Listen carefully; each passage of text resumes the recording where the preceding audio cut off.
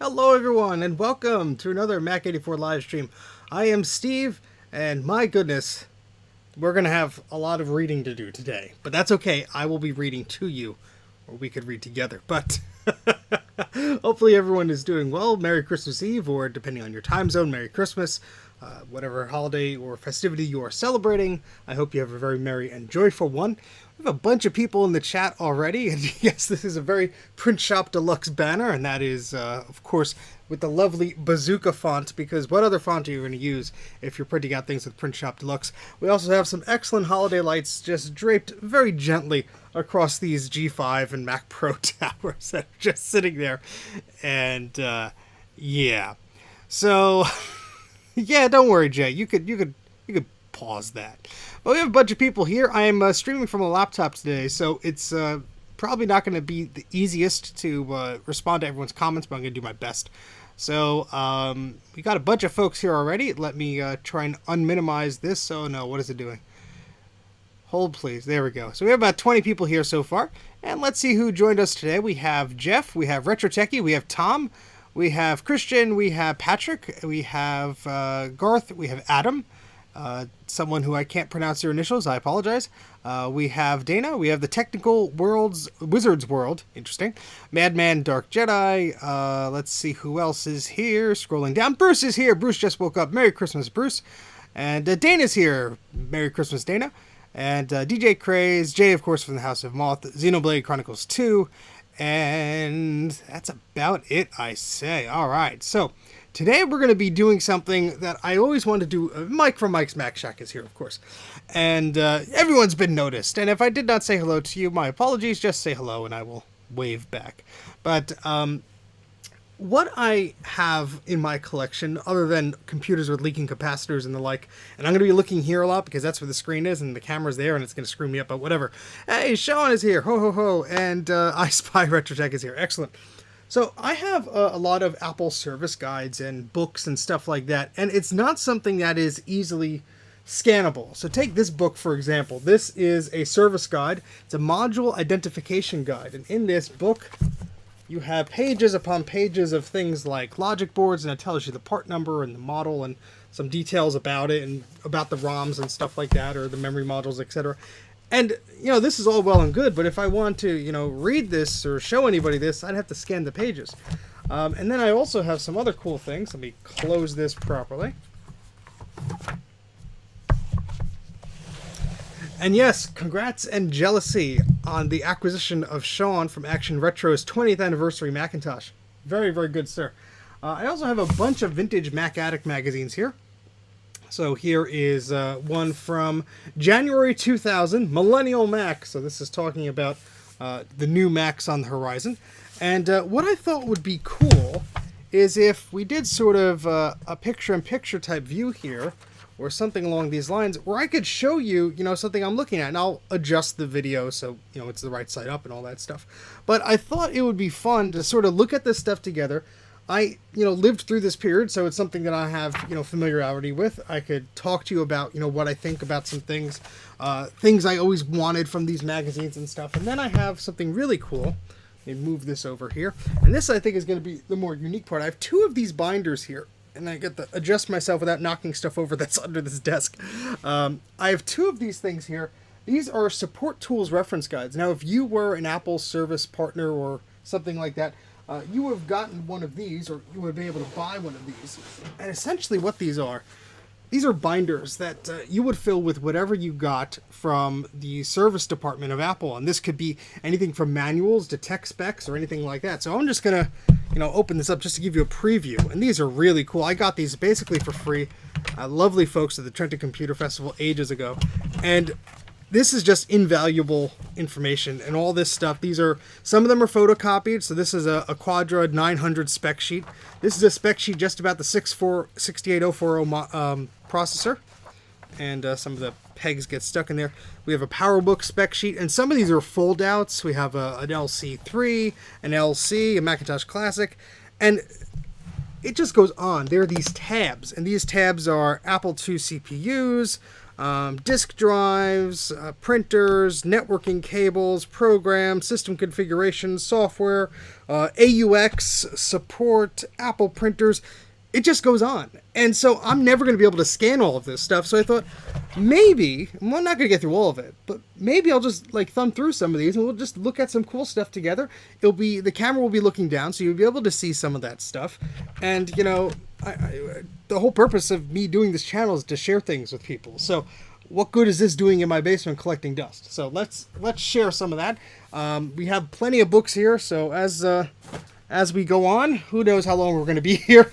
And if you're catching this on Christmas or the day after Christmas or just a lonely day in December or January or whenever it is, maybe I'll just keep you company, or you could fall asleep to the sound of my voice. Whatever works for me, as long as you like the video and subscribe to the channel. Doesn't bother me much. So, read you a story. I did read 'Twas the Night Before Christmas, a very geeky version, a year 2000 version of that for my year 2000 live stream last year. And maybe I'll do that again this year. Maybe it'll be a tradition of some sort. But make you a millionaire. Yeah, we'll see when that happens. I'm not holding my breath. So I'm going to rotate. Let me just do some house cleaning in OBS here. I'm going to rotate this so things will appear the right side up, or at least as close as I can get it. We're not too fancy here. But the whole purpose is going to be so you can read the things that I'm reading. So I'm going to move some of this stuff on the floor to give myself some room. And we're going to look at a magazine first, and then we'll move on to the book. How about that? That big binder. All right, so let's see how we could do this. I'm going to go to my picture-in-picture camera here, and let me just rotate this 180 degrees. So you still see me in the corner, and then you see the black void that is my desk. Let me adjust this a little bit more. Something like that. And unfortunately, I can't really... Can I? Let's see how low I can make this. That's not too bad. And I really sincerely hope that this doesn't go in and out of focus too much. I'm going to move my little picture-in-picture thing to the other corner because you don't need to see me as much. That's really not, why you're here. Well, maybe it is. What the heck do I know? I'm just going to crop it too, so it's not going to be taking up the whole part of the screen. There, whoops. Now my head's cut off. Oh, well. It's nothing up there anyway. You should move the... No, we're not moving that G3 all-in-one. That's staying there for a while. My goodness, that's heavy. So, someone's old address is in there. So we have this Mac Home issue, and we're going to move to this page here. Now, a lot of these magazines are not... scanned or anything like that. The Mac Addict ones are, for the most part. But Mac Home is something that I don't think really is. So we're going to just I'm going to be adjusting this. Oh, that's a little bit better. I didn't want to get too terrible of an angle there. But and I'm doing this in reversed, so it's like driving me crazy. But hopefully that is not too terrible. Is the lighting okay? Let's see if I can turn on this light from above me. Is that going to blind it? No, that's a little bit better. Okay. All right, so I'm not going to go through every page. I'm just going to be looking at this and just taking a look. So this is from July 2000. And we have a Sony monitor on the front. The world is flat. So flat panel monitors were a big new thing. Talking about power outage protection and stuff like that. So there's free CD-ROM inside. I don't think that is... Oh, look at that. The door and the key. So this is an advertisement for Mac OS 9. I'm going to shrink myself even further because... the content was what's important, not me. But, oh, that's really cool. So we have a double-page ad for Mac OS 9. So Apple now gives you a faster, easier, safer, more productive way to take advantage of what the internet has to offer. So, yeah, this is really cool. Copyright year 2000. And this is featuring Sherlock 2. So I know there are two different versions of the Mac OS 9 box. One was touting iTools and the other Sherlock. But, hey, Patrick, yep, happy Christmas, happy holidays to everybody. Thank you very much. I appreciate it. Let's see what we got here. We have some ads for Canon printers. And then we have the contents of this. So this is the table of contents for this magazine. Again, not going to go through everything, just seeing what catches my eye. We got those flat panel monitors, some fancy printers that are portable. Let's see what games or anything there. The Lost One. PC games on the Mac? Maybe. Ooh, page 60. We have to do that. iCards. I remember sending iCards. Hey, Mr. Fahrenheit. Merry Christmas, indeed. This is Velocity. What the heck is Velocity? Oh, some stock trading thing. I don't really care about that. Next. Oh, these are... Oh, Jay, look at these. He's gonna want these. I mean, I want these. I only have a graphite one. I'd love a lime one of these. These are hubs, and the idea behind these was they came in all the different colors that the Macs came in. And so Belkin Components was the name of the company. You know, we just know them as Belkin, really. But these are hubs, and you had these interchangeable little plates that came with them. So, or plastic housing, or whatever you want to call them. And so you got the USB hub or the Firewire hub or whatever it was. And, you know, you could get the different plastic pieces interchanged for the machine that you had. So that's pretty cool. Some write-in things. Photo Easy, the complete digital Mac photography package for under $150. What is this all about? Oh, email. Let's see. Email photos, video webcam, great software, TV output. So I guess this is like photo organization software. So, huh. Ooh, Mr. Fahrenheit, please share that. I probably have that issue somewhere. That's really cool. Let's see. So this is reviewing some pieces of software here. Palm surfing. This is going to be talking about Avant Go's mobile internet service for the Mac via free download. You can access the entire web from your Palm. My goodness. 350 content channels. Look at this surge protector. Even the surge protector is like iMac inspired with the translucent plastic and all that stuff. I'm sorry the camera's going to keep focusing. Let me see if I could tell it to stop doing that, because that's probably going to drive everybody insane. So let's open up our settings for these cameras here, and let me just double check I'm working on the right one here. Okay, so this camera is the 930. So we're going to go to the 930, and we're going to go to the settings panel, and we're going to go to focus, and we're going to turn off the autofocus there and just set the fixed focus. And I hope that is sharp enough. Maybe if it's not, if it's worse, let me know and I'll try and change it. But for now, it should be okay. Yeah, so that's surge protector. That's pretty neat. Let's see, we got oh, the ELPH camera. Yeah, the old Canon ELPH cameras. Those were pretty excellent. Thank you, Dana. Those are pretty neat. Oh, these foldable keyboards for the Palm Pilot. I had one of those right here. That's for the Palm whatever was out at this time. I had one for my Palm 3. I actually used it to take notes in class.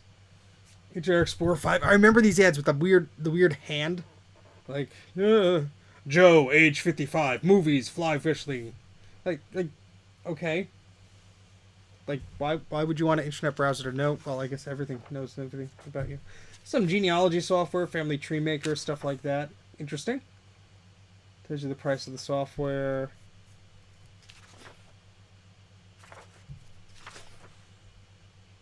Personal computers that leveled up the playing field for creative people in many effective ways.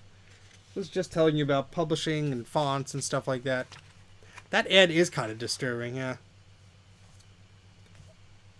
Are you digital yet? It's the year 2000, man. Canon wants to know, are you digital? So you have the S10, the S20, 2.1 megapixels and 3.3 megapixels.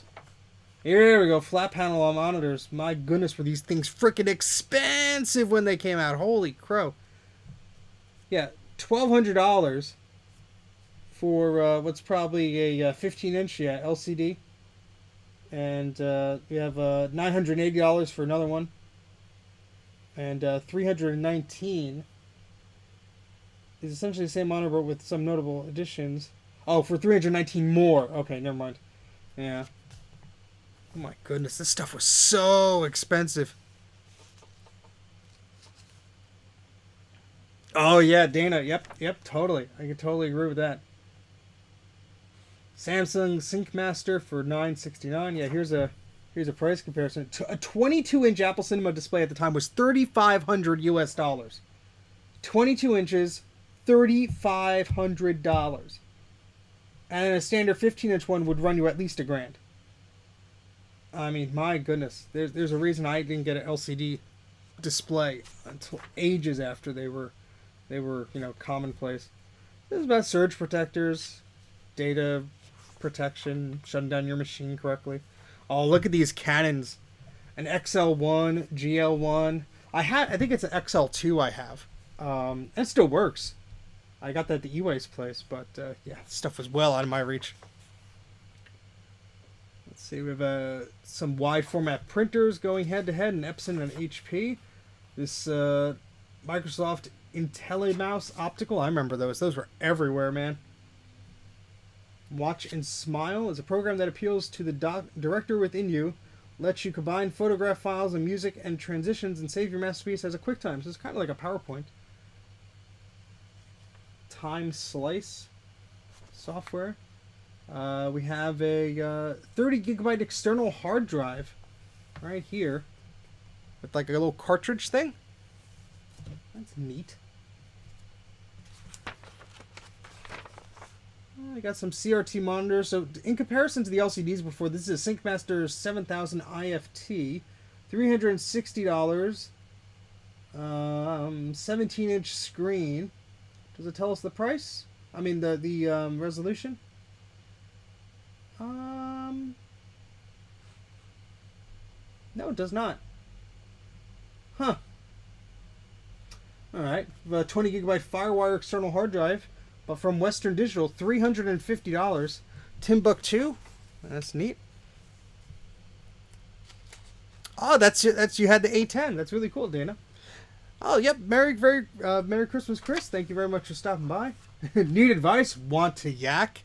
Tune into Mac Yak every Thursdays at 8 p.m. Eastern. Here's more of those weird palms. Yeah, they did it for a lot of stuff. I mean, they would have like this black and white out of focus thing and the weird palm. That's for Microsoft Office. Let's see. Dreaming of an ideal camera. Ryoke or Rio. I don't know how to pronounce that. Look at this. Like the people like using it as a webcam. Oh, gosh. Oh, gosh. I mean, that was the thing. These cameras were expensive. So if you had one that could do like multiple things, I mean, why not? Gear.com. I remember that website. Holy crap. My goodness. High-tech traveling. Soft Windows. Oh, wow. Yeah, FWB software. My goodness, they made a lot of great stuff. So, Soft Windows 98, version 5.1 is shipping for $160. And it has SCSI support, MIDI capabilities, all that sort of stuff. Outpost.com, I remember that website. Mac Warehouse, Mac Zone, Mac Connection, Micro Center, Fry's, Mac Mall, CDW. Yeah, so they had a hard disk toolkit, which is a very cool app for formatting things. CD-ROM toolkit, which was an excellent piece of software if you had a non-Apple CD drive you wanted to use. And Real PC for Power Macintosh. I don't really have any experience with Real PC. I remember Soft Windows 95, but I'm sure they just bought out Insignia, I think, by that time, or whatever. Some children's software. Pajama Sam. I was too young for that stuff, like too old for that. I never played Pajama Sam or this Putt Putt character, but I know they're very popular. Space Academy GX1, never heard of that. Happy Crimble. Forbidden Fruit. Using Virtual PC to play some games on some Macs. Oh, God. Talk about putting a bunch of asterisks in there. My goodness, what did you need? A dual, processor G4 to get decent performance for some games? I mean, holy crap. Yeah. We typically don't recommend Virtual PC for high-end games at all, says Kurt, Senior Product Manager at Connectix. The games tax the CPU no matter what the machine you're running, and emulation's not going to cut it.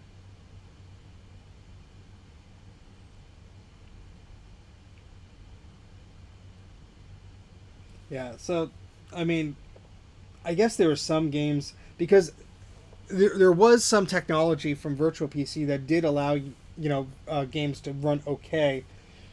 And Virtual PC, yes, PC does come with some 3D drivers pre-installed, but they only support the Voodoo and the Voodoo 2 graphics cards.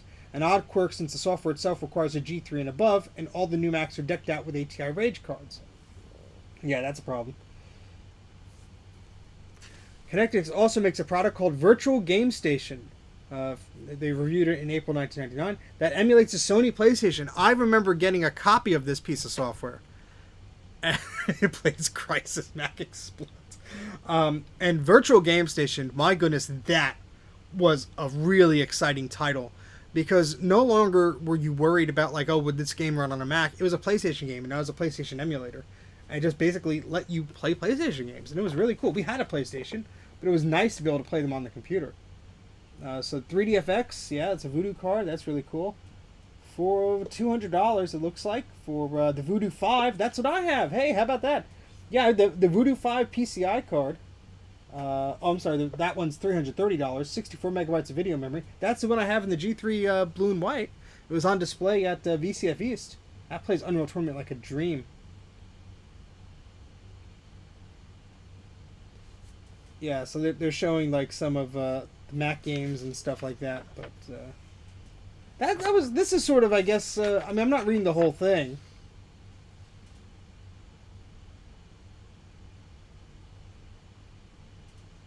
Yeah, I mean, they're basically saying like you're not going to have the best performance, which makes sense. And then they're going on to show Mac games, you know.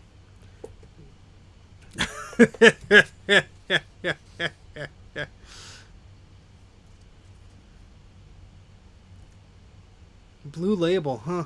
Yeah, I remember there was a PlayStation 2 emulator, and all it was like spyware. I remember downloading it and it just like not working. Safecracker, Home Gene Splicing Kit. That sounds, it's like Photoshop Liquify. It's kind of scary. Oh gosh, Pair PC. Oh my goodness, yeah, I remember the first Xbox, because it had a Celeron processor.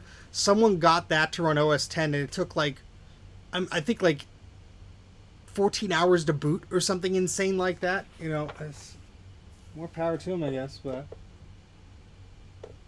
look at this seat. Look at this. Oh my goodness.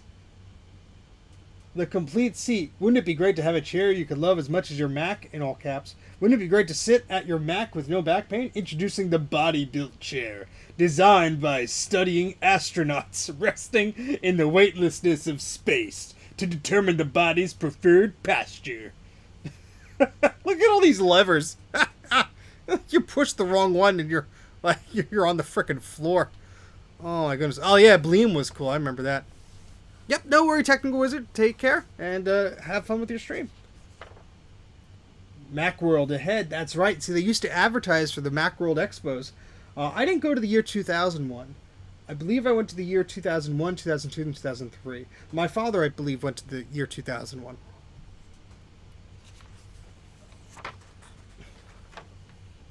So this is talking about the things that were going to be at the Expo and the admission price. We never did, like, the packages. We just visited. Subscribe!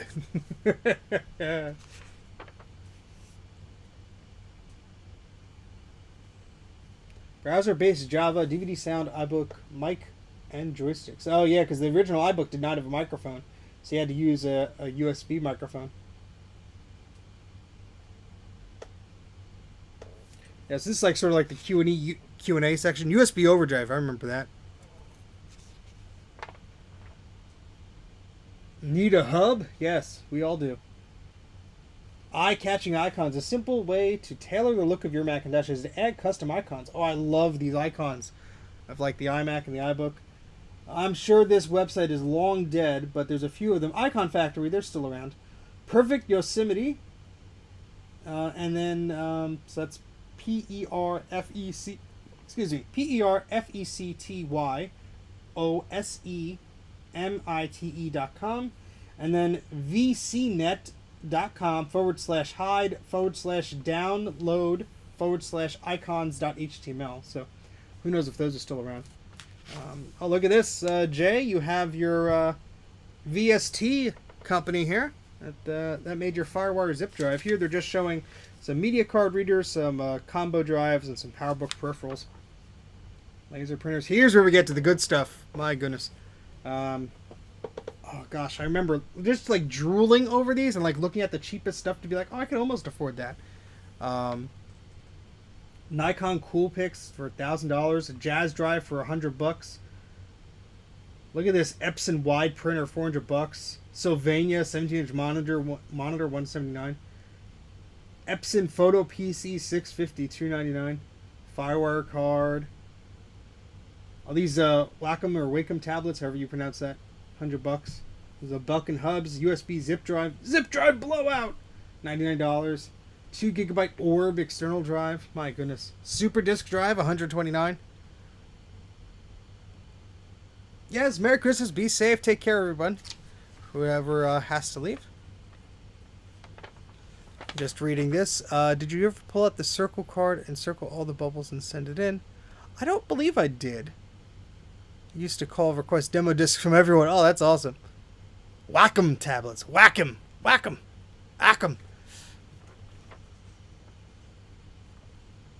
And, oh, here we go. So these are the iBooks out at the time. Up to 366 megahertz. So this was the USB only one, I believe. No FireWire. Yeah, this is the pre-FireWire version, I think. Hold on. Let me just double check. I could be wrong here. I could be wrong. Because it's talking about USB. Yeah, this is not FireWire. So this is the graphite one before, I guess, they came out with the FireWire model. I would assume, you know, that maybe I know from Grudy's prototype iBook that, you know, they were testing FireWire in the iBooks early on. But I would assume there was some reason, whether a marketing standpoint or a functionality standpoint, that withheld that from coming out in the iBooks for a while. Maybe it was to sell more PowerBooks. Probably was. They were more expensive. Just look at this. An iBook is $1,700. A PowerBook is $2,400. If you want FireWire, go with the PowerBook. So there you go. Yeah, they always had these bundles, like these Mac Mall exclusive things. All these bundles. This magazine, I believe, is... let's see what it was. I think it was July 2000? Yeah, July 2000. From Mac Home is the magazine. So yeah, they always had these exclusives, like you get a printer and, you know, software and a modem and a scanner for $189. If you like bought one of these, you get like all that junk. Oh, thank you, Brandon. I don't think that's gonna happen, but I have enough crap. But that was Patrick saying. What? Run from MacBook. It doesn't hell have to be desktops. Are you talking about one of those ADC monitors? Picked up a Mac Studio display this morning. USB ports and video cable. Is that an LCD display, DJ Craze? If it's an LCD display, it'll work with the ADC to DVI adapters. If it's not, if it's one of the CRT ones, it will not. Those adapters don't work with the CRTs. So there's some iMacs here, 400 megahertz for $1,200. Then we have the older model, the Blueberry one. This is the one that does not have the FireWire ports, or it was just like the previous model, whatever it is. Yeah, 6 gigabyte hard drive. Yeah, that's probably the tray loader, $9.99. That's probably the one they had, or it could be the slot load. I'm not exactly sure. You know, these pictures are sort of misleading. They always just have, you know, pictures of the machine. But you know, this one is a 10 gigabyte hard drive, 400 megahertz, and they have the special edition one. This is the one I have. The box actually is right over there, across the room. And that my aunt picked up. So she had a 13 gigabyte hard drive, the DVD-ROM drive. Wow, look at this GeForce setup. And the monitor, of course, $4,000. My goodness. Oh, boy. Oh, yeah, an 8100 to a G3. Yeah, I would leave some things in the dust there. So here's Club Mac. So we have the G4, G3 PowerBook. I just love looking at this stuff. I have that Club Mac CD-ROM drive. It's a little bit worse for wear, but I have it. Some USB zip drive, some FireWire hard drive. Apple Studio display, 17-inch was $350. Not bad. Those are great monitors. I have a lot of them, but like 3 or 4 of them. But they're really in you know, they kind of work and they just don't anymore. So free color printer. Yeah, that was a popular thing. Get a computer, get a free printer. Yeah, my dad upgraded from Power Macintosh 7500 to a G4 450 megahertz tower. My goodness, was that a jump. And then he upgraded again to 2007 iMac from that. So I remember this company. What is this? This is X Router Pro. Yeah, we had a hub. This company was called MacSense. This was the first Ethernet hub that we had in our house. And it wasn't really meant to be a router, or maybe it was, I forget, but we got it at one of the Macworlds for very cheap. And it worked, like it shared the internet, but it would just have to be reset like every other day. It was kind of a pain. I remember giving that to a friend and telling him, like, are you sure you want this? Look at this translucent scanner, the number pad. All this stuff was being translucent just because of the iMacs. Game controllers, game pads. Oh, look at this. Yeah, I have the iDock. I actually have the iDock too. I'm looking at the box set now. I have to do a review about that. These cheapo speakers and mice. These ADB and serial adapters are cool. A USB hub. A G-Dock. That's a really nice one. It fits in the little, I guess, top area of the G3 or G4 computer, and it has like a disk drive in there and maybe some ports. So CompuCable made some interesting stuff. Oh, Twist and Shout. Yeah, the little stand. This is by Kozo. So it's a little stand that looks like the stand on the actual Apple CRT studio displays they had. Scuzzy Buddies? Is that like a dating website now? Hey, Sean. Why don't you register ScuzzyBuddies.com? Oh, God. Type Styler 3. Ah, the Alpha Smarts. We had the old beige ones in school, in middle school. Connect with Homeline. Yeah, those wireless Ethernet adapters, or they're over the phone lines. Never saw one of those. I know that they do it over power lines. Maybe a similar concept. Oh, yeah, all these memory. I never knew what memory was until I got my iBook and realized that I ran out of memory trying to install OS X and run Classic. So, what can I make out of 6 dead Apple IIe motherboards? A nice gingerbread house. Zoom, yeah, they made modems and stuff. I'm selling a camera there. These Griffin products are great. I have one of these somewhere. I have no idea where it is. I have an iMate somewhere. I have one of these G4 ports that came in a machine that somebody trashed, but that was still there.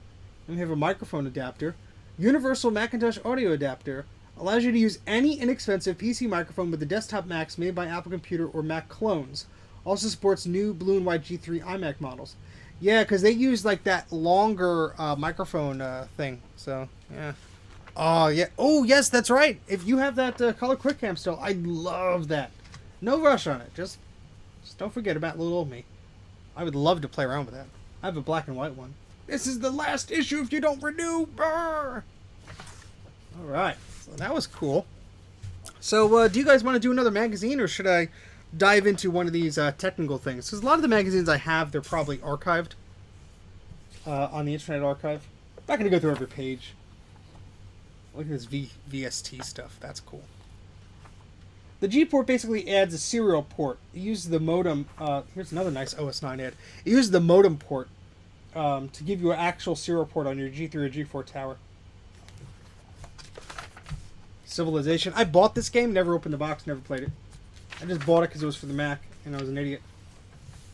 Probably still have it somewhere. Oh, these were always interesting. These crazy convoluted things that Mac Addict would put in their magazines. This is like an iBook with a webcam and motors, and they just like drove it around their office. I think on the CD-ROM of this issue, there's a video of them doing that, if I recall correctly. But that's neat. Let me make sure. How's the health of the stream going? Because I'm not streaming on my normal machine. I have no idea how this is working here. It looks like it is working. We have about 20 or so people. That's great. Do you have Computer Gaming World Magazine, issue 184? I've never heard of that magazine, so unfortunately, no. But if anybody does have Computer Gaming Magazine, issue 184 from November 1999, there you go. Oh, see you, see me, and I visit. Oh, yeah, I remember that. My goodness. My goodness. All right, great. So yeah, do you guys want to look at another magazine, or should I bust out the binder, which has some stuff that you can't find in magazines? I'm running out of space here. All this crap that's next to me. Just a random wires just sitting around. This is it's the life, I guess. This is my life. That's a Wired magazine? Oh yeah, because it had Star Wars stuff on it. Gosh, what is this from? What year is this from? 2000 what? May 2005. Jeez. Binders full of Macs. Alright, so let's take a look at the binder for a bit. I have two of these. I might have to zoom out here, because this is going to be... Oh, it just barely clears the camera without smashing into it. Yeah, might have to zoom out here, so let me get this situated.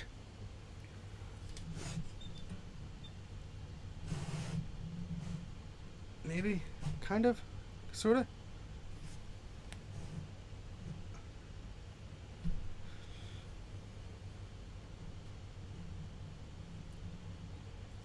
All right. So this is support tools. Again, if you are an Apple certified technician or something, you know, I haven't really found the exact requirements for getting this. I know it wasn't free; you had to pay for it. But the people I've talked to that had access to this stuff were basically worked in a school or some educational institution or business, and you know they paid Apple to get updates and stuff like that. And yeah, so this is an introduction to, I guess, the program here. Meeting user support needs.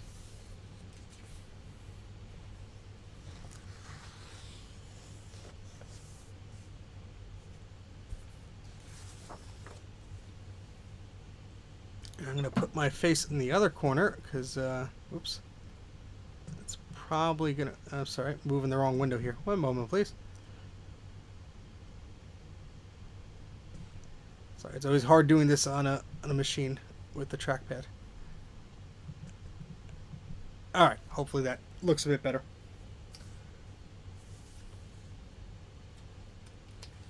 Yes, this is pretty, just talking about like who you are and what you're supposed to do with this information, how to get updates from Apple, what some of these things are. Apple Link, Apple's electronic information and communications network.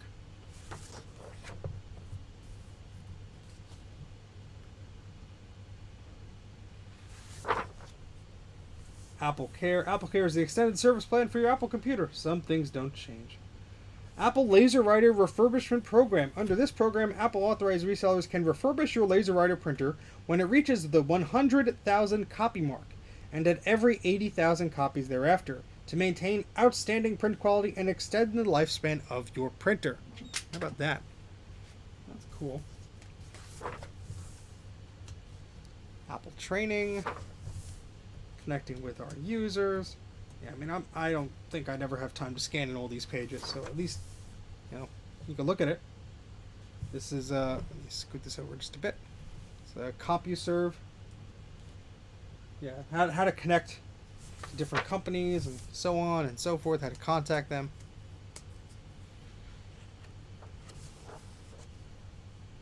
A very different Apple, Jay. A very different Apple.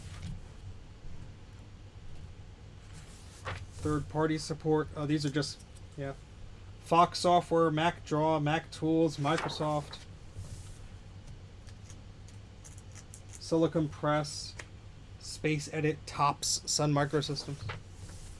Publications and periodicals. So, list of publications. HyperAge, Mac Week, Mac User, Mac Tutor, Mac Tech, Computist, Insider, Apple II. Oh, these are. Oh, it's broken up like Apple II publications. Let's go back there. Apple Bits, Apple Business, Call Apple, Insider, 2 Computing, Nibble. Nibble's a fun name for a magazine. Software directories. There you go. Copyright 1989. Updated September 1989. So there's that. And then if you had your own local support contacts, you could fill them in here.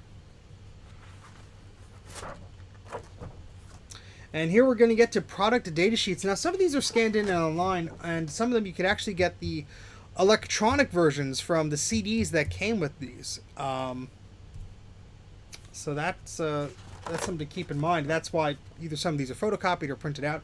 So here's one for Macintosh Quadra 900. Maximum power, expansion, flexibility. The Apple Power Macintosh Quadra 900 personal computer delivers all three in the most powerful Macintosh ever. They were not wrong. My goodness. Yeah, unfortunately, this is just a photocopy, so you could kind of make out the computer there. But you have compatibility for multiple floppy disk types for PC, Mac, 25 megahertz 68040 microprocessor, 4 megabytes of RAM, expandable to 64, 5 NUBIS expansion slots. My goodness.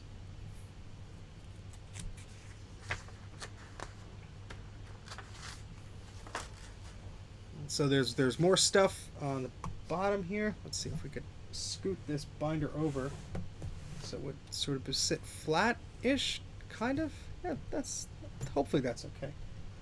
I know my face is sort of cutting things off. I don't know if I want to have it even on screen, but it makes it personable.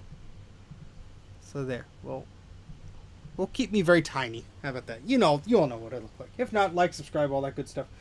Here are all the specs, which is really cool. Interfaces, so you have an ADB port, 2 serial ports, SCSI, video port for RGB and monochrome monitors, NUBUS slots, PDS slot, stereo line input, AUI 15 or Apple AUI 15 Ethernet connector, and a Quadra 700. So same type of deal. Have the information about the machine. Highest performance desktop system. Offers a level of power that you won't find in most other systems. So again, 25 megahertz 68040. Only 2 NUBUS slots on this, which I was surprised about because the 2CI and 2CX have 3. And here's an actual printout, one that Apple. Again, this stupid face of mine is just here. We'll just put me like right. Let's make me even smaller. You guys know what I look like. Help! I'm in the box. So this is about the 68040 processor. This is pretty neat. Hopefully the sound is okay, guys. The MacBook that I'm streaming on is like crying out in pain. So I apologize if the fans are blasting on there and the refrigerator in the basement's on and all that stuff. But yeah, it talks about the MIPS. I guess it's micro instructions or something like that. I love this 040 powered logo. 1992. PowerBook 170, 25 megahertz, has a Math coprocessor on it, 640 by 480 backlit active matrix grayscale display, or monochrome, whatever you want to call it. System 701, and then we have the spec details for that. So the internal modem, we have 4 megabytes of pseudo-static RAM, 2 on the logic board and 2 on an expansion slot. We have a trackball at 30 millimeter diameter. Just a lot of cool stuff. We have ordering information for accessories, memory expansion kit, data modem, rechargeable battery, power adapter, system, SCSI cable, etc.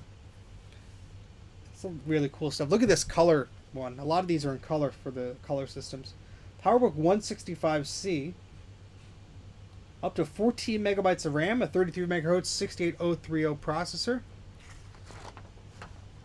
And again, we have all the tech specs of this lovely machine here, which is great because a lot of the times you will look online and you may find stuff that's incorrectly copied from elsewhere. So it's nice to have an actual copy of this stuff directly from Apple. Who's to say that this doesn't have errors either way? But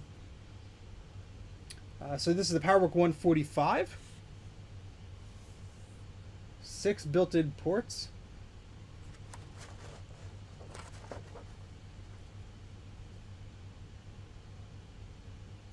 NiCad battery, 2 to 3 hours of usage. PowerBook 140.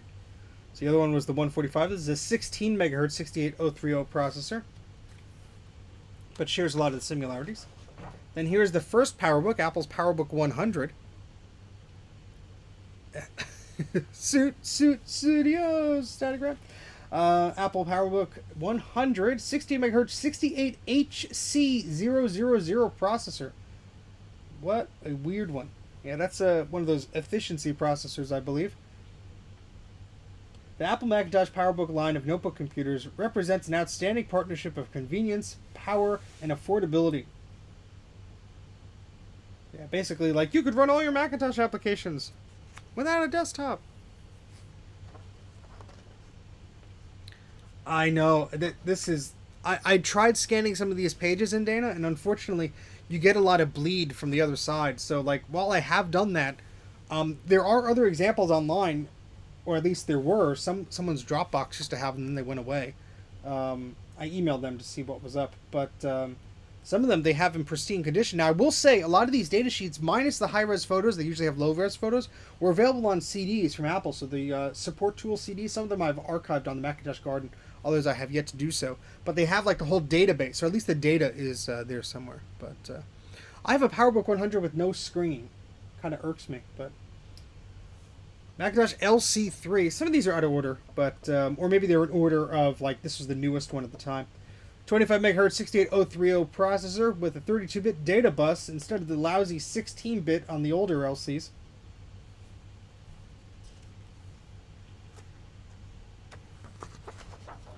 And let's see what upgrades we have for that. The 480 model, that is the 4/80, gives you 4 megabytes of RAM and an 80 megabyte hard drive. You could also get it with 8 megabytes of memory, or 160 meg, or a 40 meg or 160 meg hard drive. You also get it without the keyboard if you were silly. Ethernet card and an Apple IIe card was offered by Apple. And an upgrade kit, so you get the logic board and software and stuff if you just wanted to upgrade from your existing LC or LC2. I did not know they did that. That's pretty neat. I learn something new every day. How about that?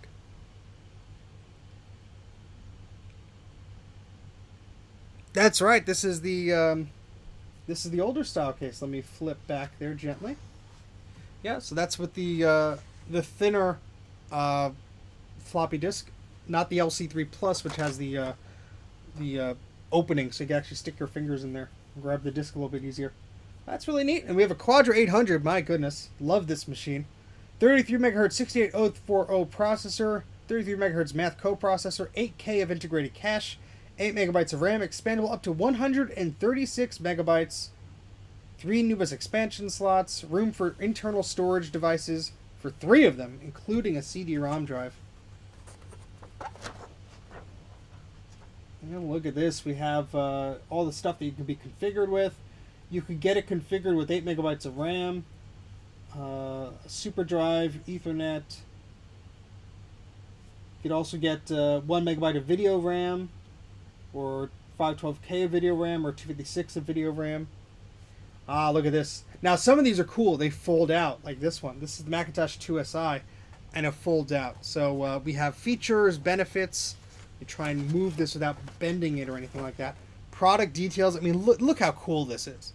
This is why I wanted to share this stuff with you guys. Look how neat that is. It just folds out, and then it compares it, you know, with the different monitors. You could use it with the portrait display, or, you know, the RGB monitor, the monochrome monitor. Just really cool stuff. And this goes into really deep details about each system. And so I think they stopped doing this with the later ones, but this is an earlier one. So it talks about the NUBUS slot that, you know, can be made via the PDS slot. The optional FPU you could install in there. Talks about what SCSI is, what the ROM is. So it's really like a sales brochure here. We have technical specs here, which is really cool. Microphone, hands-free, omnidirectional, Electret microphone. Okay, that's a thing. Then we have a continuation of here. 8 built-in ports, 1 SCSI, 1 ADB, external disk drive port, 2 serial, sound in, sound out, video. 1 megabyte of RAM, expandable to 17 megabytes. And there's a lovely photo of that. Look at that. The 2SI is the lowest cost member of the Macintosh 2 line, Apple Computer's most powerful line of Macintosh personal computers, offering high performance and a wide range of expansion and video options. That is really neat. Hey Trina, how's it going? Yeah, the 2SI is a beautiful machine. And look at this. They even have adapters and add-ons here. So right mentioned here, you could order, you know, configurations, but it doesn't mention this. This is the adapter card. Basically, the card slot on the 2SI is a PDS slot. And so this NuBus card adapter lets you actually use a full-sized, or as much as you could fit in the 2SI case, NuBus card with that system. Now you only get one slot, so you got to sort of pick it carefully.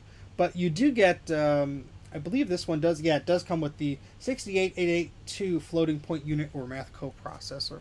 So at least you get that, and it's just telling you like the power draw and stuff can only be used with the 2SI. And here's another one. This is a, what's the difference here?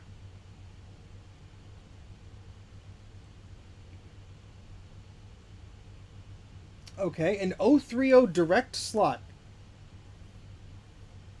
Gives your Macintosh 2SI two important ways of increasing capabilities for maximum system expandability. First, it gives you an 030 direct slot to the Macintosh 2SI for networking, graphics, and other uses. In addition, the card also includes the 68882 math coprocessor. I have no idea what an 030 slot is. What the heck is an 030 slot? I guess it's different than a NuBus slot? Unless it's like a different type, but they called it a PDS slot or whatever. Yeah, that's, I've never heard of that. My goodness. Hey, Thomas. Hey, Ron. How's it going? Hey, Rob. You're watching this instead. Sorry, Rob. I see. I don't know. It doesn't say SE30 here. It just says 030. I have no clue. And some of the stuff in here, like there's a video adapter for the Macintosh Portable that was never released, but it's in this book. So, you know, just because it's in here, I don't know if it actually exists or was released to market. But, very interesting. Look at the part number here. Order number M0480LLA. Again, M0480LL/A. Again, can only be used with the Macintosh 2SI. Well, here's our Macintosh LC. So this is the older style. It folds out. Let's try and do that carefully here. And we have a lovely view of all the ports. Look at that. Product details. Get our technical specifications, again showing it with different monitors, different keyboards. Support system 6.06, I'm sorry, 6.0.6 or later. Can use Apple File Exchange. Can use the Apple IIe card. Has a 020 direct slot. Oh, maybe, okay, so maybe this is what they were calling PDS card slots. Because this says 020 direct slot, where the other one was a 030 direct slot. So instead of PDS slot, maybe they were calling them direct slot, and maybe that adapter on the 2SI is just a right angle adapter with a math coprocessor in there. That might be what it is. That would be my assumption. So that might clear some things up. Yeah, the Macintosh LC is Apple Computer's lowest cost color-capable Macintosh. Happy holidays, Sinister Pisces. Was surprised to see you streaming. Oh, YouTube always doesn't notify anybody. But yes, thank you everyone for joining. We're going to be streaming for a little bit. And then Ron is streaming in a little bit. So I'll get off of here to not compete with his fantastic Christmas-themed holiday extravaganza, whatever you could call it, stream. And we have Ron's logic board right here. This is his SE30 logic board. So don't worry, Ron. We will be getting to that in another stream. We have the Macintosh Classic here. Again, very cool fold out. Oh, look at that. I love these photos. Dana would probably love some scans of these so she could make some excellent Photoshop material out of them. I mean, I love the back of that. Power switch, main power receptacle, fan outlet. Clock, calendar, CMOS, custom chip with long life lithium battery. Ha! Lithium battery. More like exploding PRAM batteries.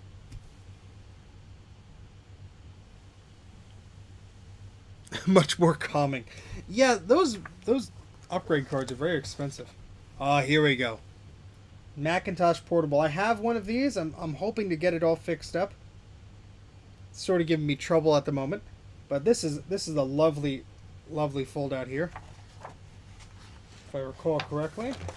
Yeah, you have a view of the ports, which is nice. So here's what interesting: the one video port, and that's right here on the left-hand side. And then there's a phone jack. If you had a modem, that would be uncovered.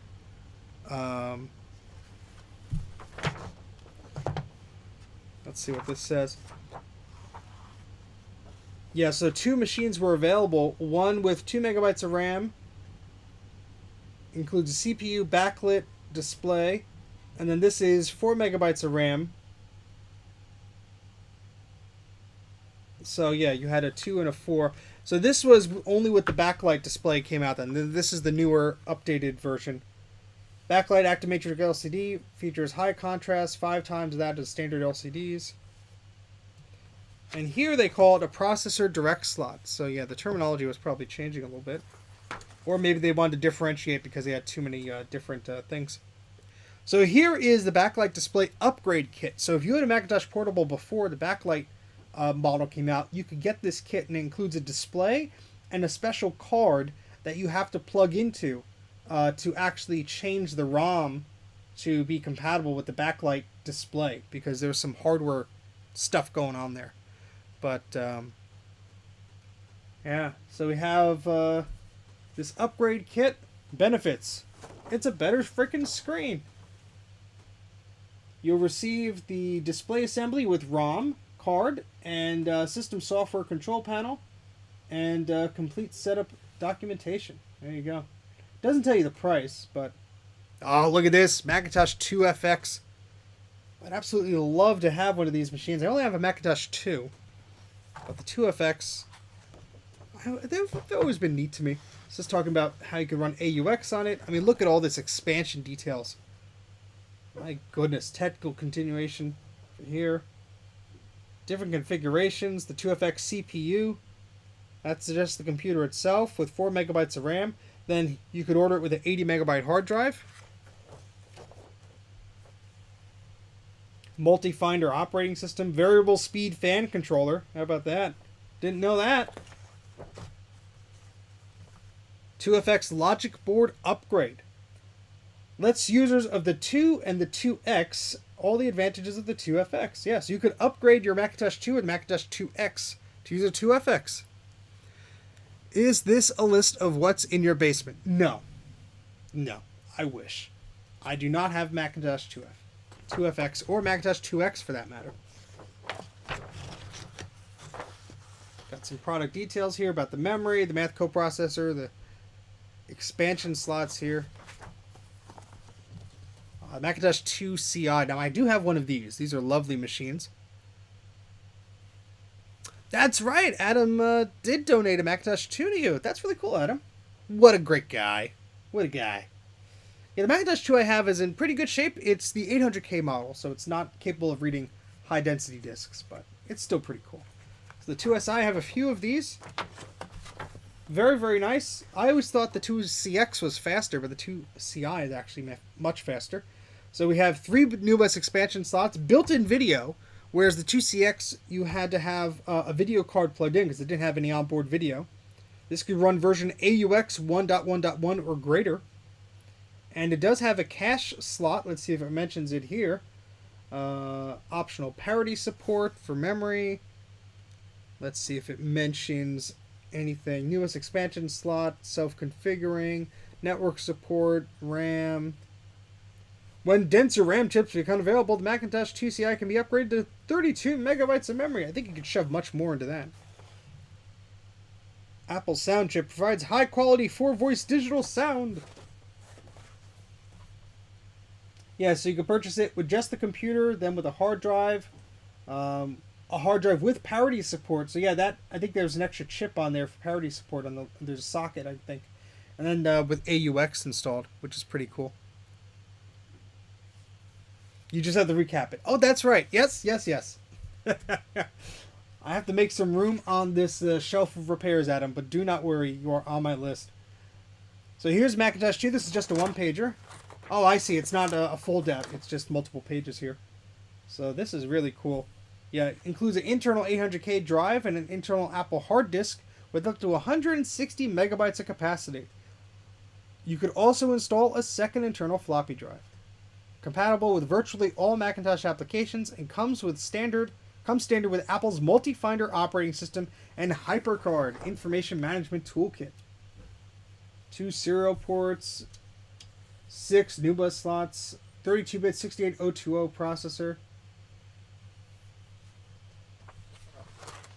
Oh, look at that. Look at that big boy.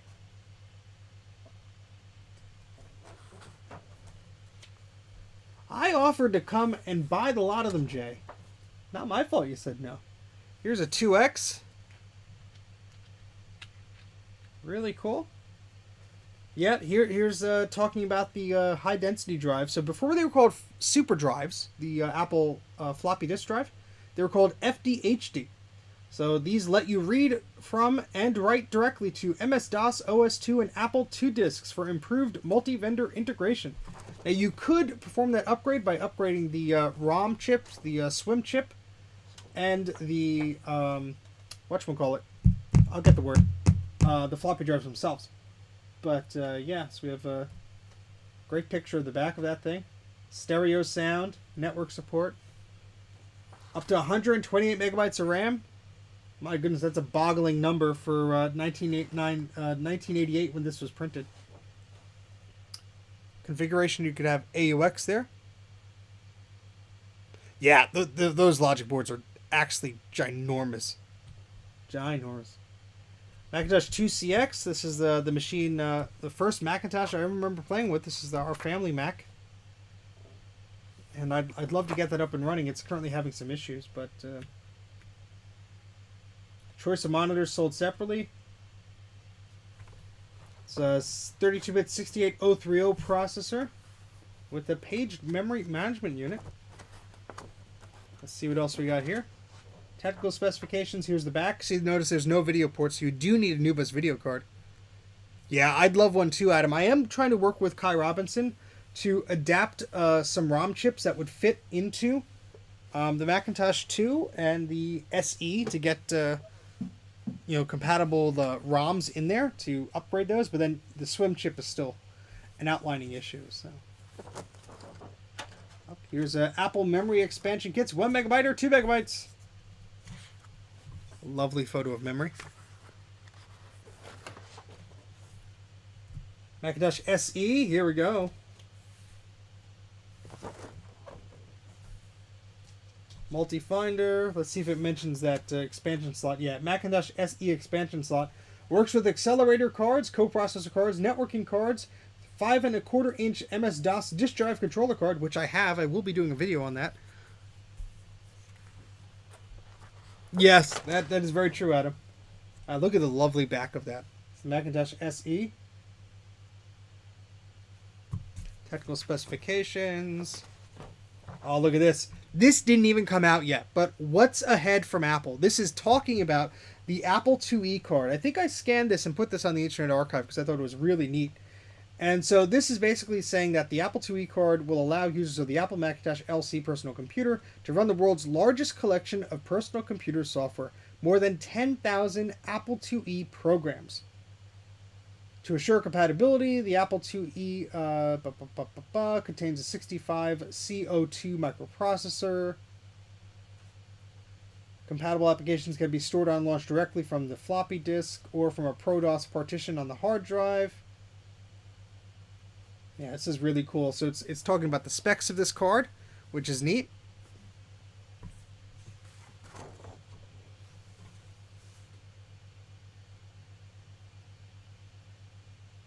And the Apple IIe card is scheduled for availability in March of 1991. And of course, the Macintosh SE30. Look at this. Designed for people who want the maximum performance from a compact computer system. It provides up to 4 times the computational speed of the Macintosh SE while continuing to offer the benefits that characterize all Macintosh computers. And it's an FDHD model, so it could read all of those MS-DOS or Apple II floppy disks. There's an 030 direct slot, so that slot is the same slot that we saw advertised for the NuBus Mac. I'm sorry, the 2SI. And so I guess that 030 adapter would let you use Macintosh SE30 cards in your 2SI. So that makes a lot of sense. It's just a right angle adapter, probably. That's just an assumption.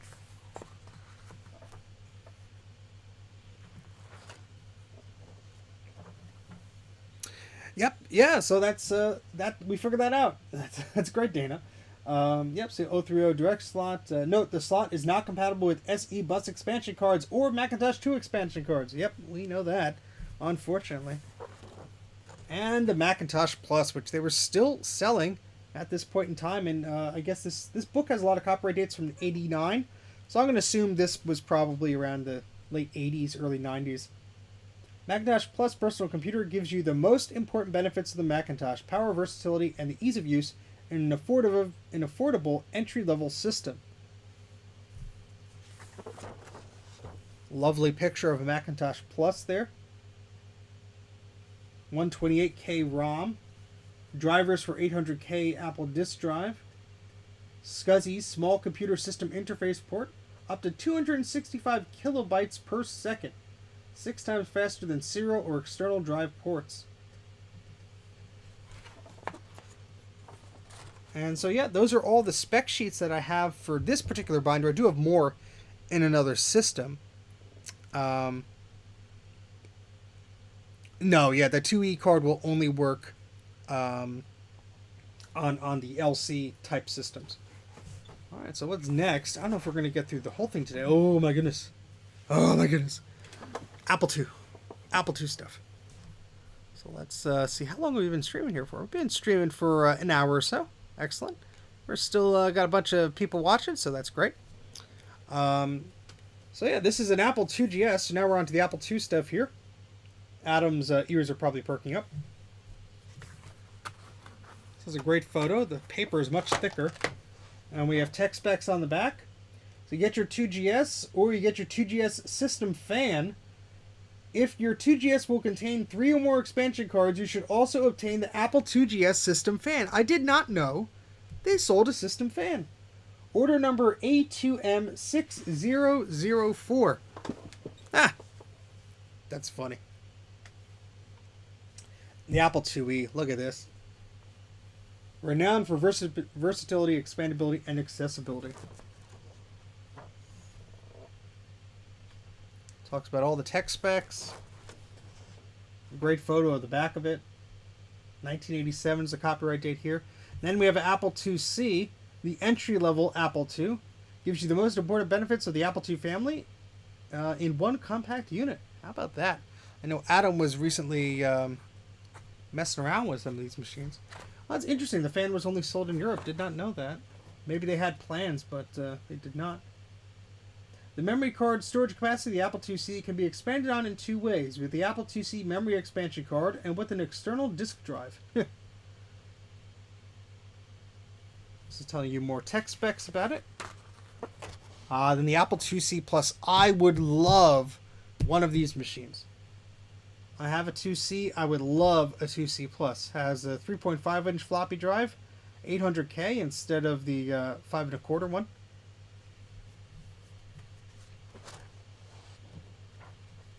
All the tech specs are there, which is really cool.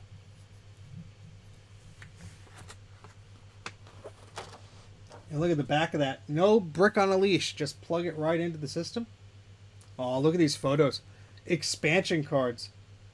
We have a RAM disk, a RAM expansion card here. What else do we have?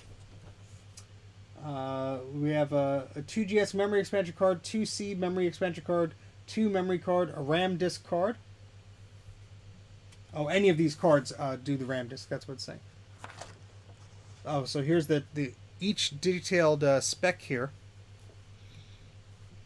of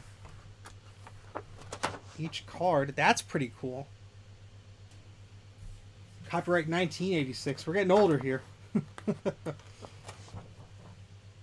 Apple II SCSI card. How about that? High performance peripherals that use the SCSI standard, such as an Apple Disk 20 SC. Many SCSI drives can be daisy-chained from a single card when using ProDOS 1.2.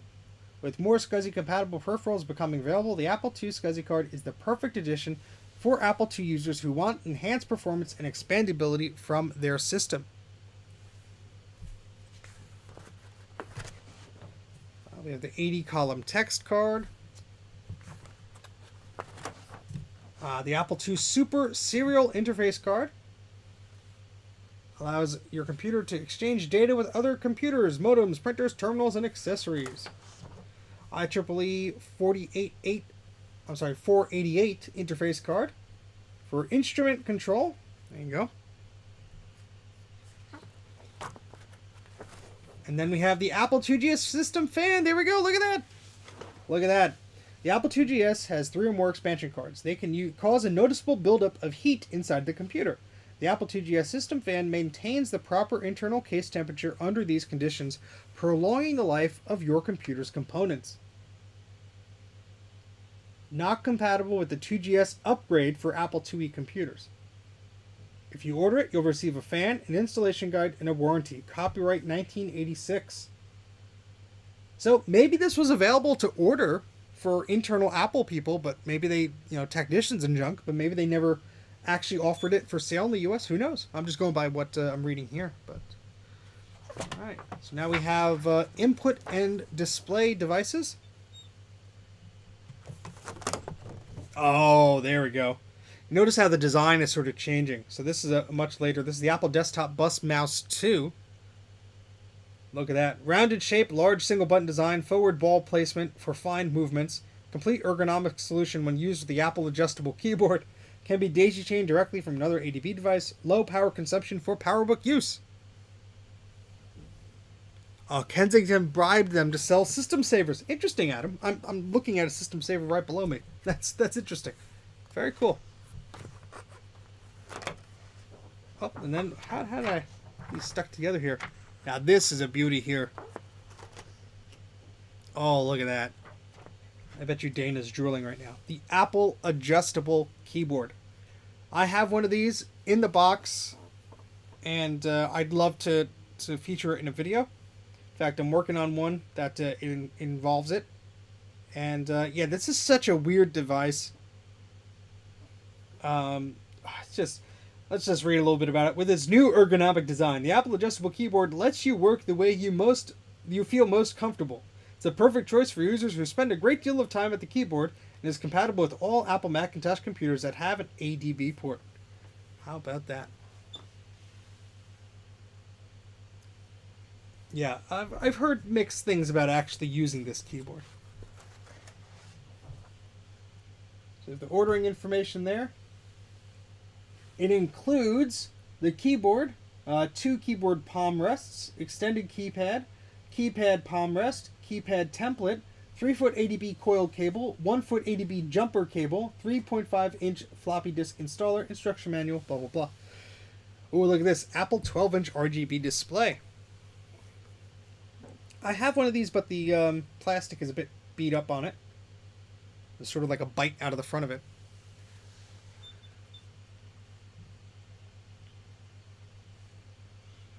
Yeah, the switches are not ideal with that keyboard. They're very stiff for me, in my experience.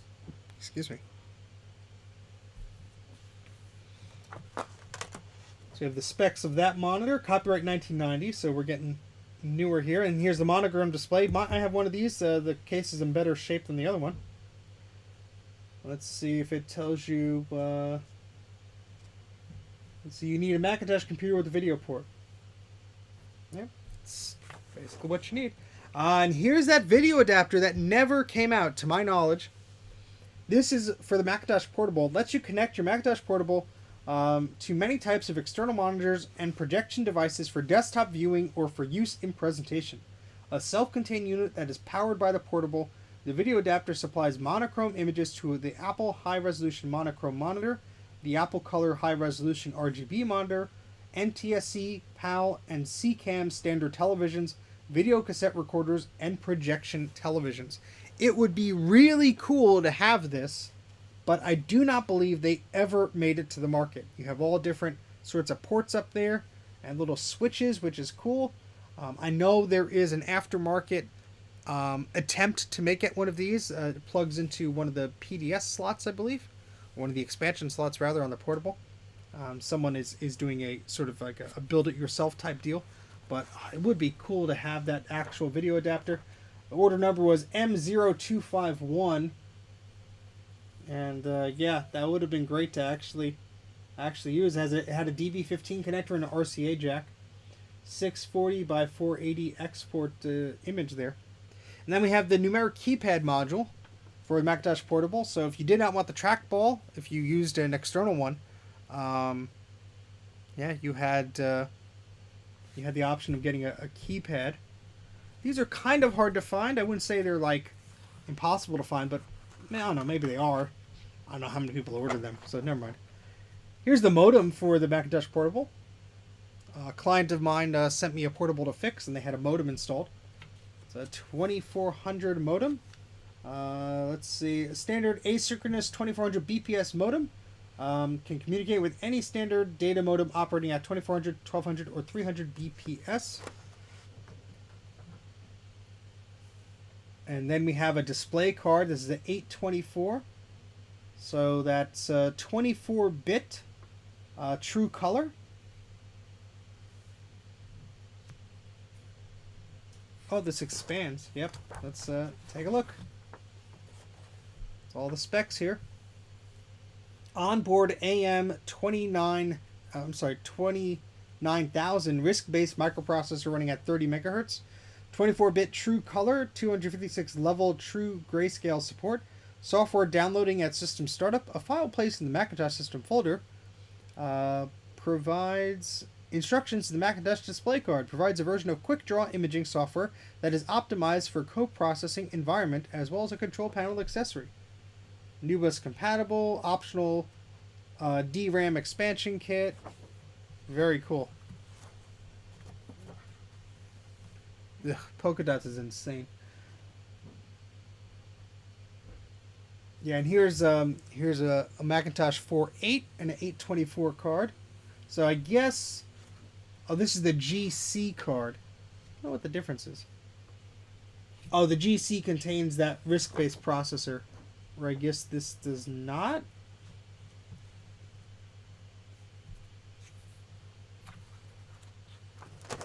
Yeah, I guess it doesn't. Copyright 1990. So here's the Apple keyboard too. These aren't bad systems, per se.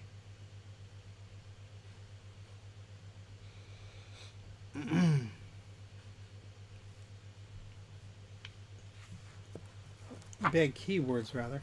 I don't think they're too bad.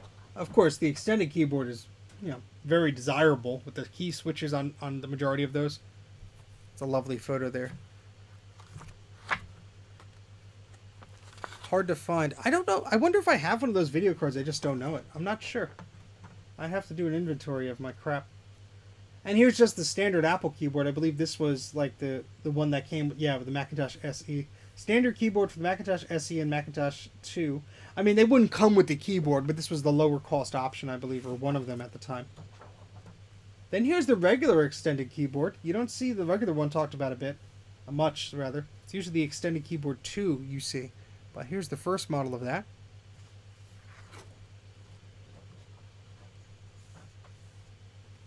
And we have the original Apple desktop mouse. Enhanced control for your 2GS upgrade. Adds a finishing touch to your 2E personal computer that's been upgraded to a 2GS. Provides direct interaction with the on-screen monitor, offering fast and easy control of the computer. Scheduled availability, January 1987.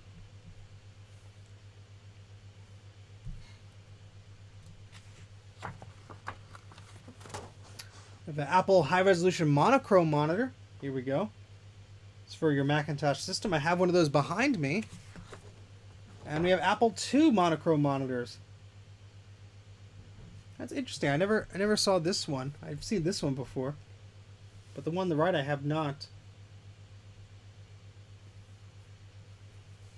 Very cool. Yeah, one is tilt adjustable.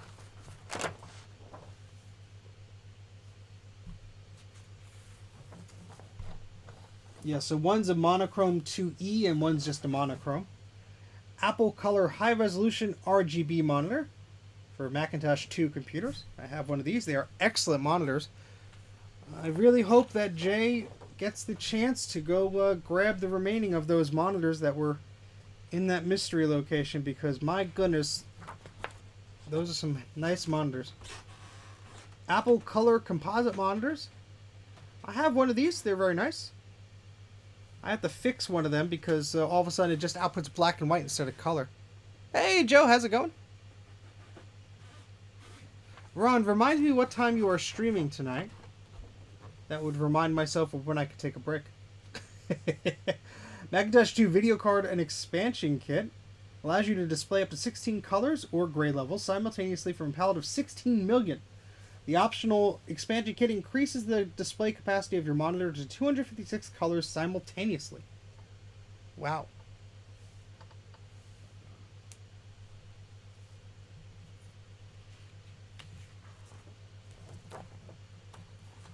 And see, it's interesting. These are numbered by pages. This is 89, 72. Yeah, so this was obviously, you would upgrade things as you go along. But now I have this in the box. It's actually sitting right behind me. And this goes to a lot of those Apple II monitors. And I always wanted one of these stands the second I remembered that they were coming out. So, yeah, that's really something that I'm very happy to have. 7 p.m. Pooh. I have to keep going, I guess.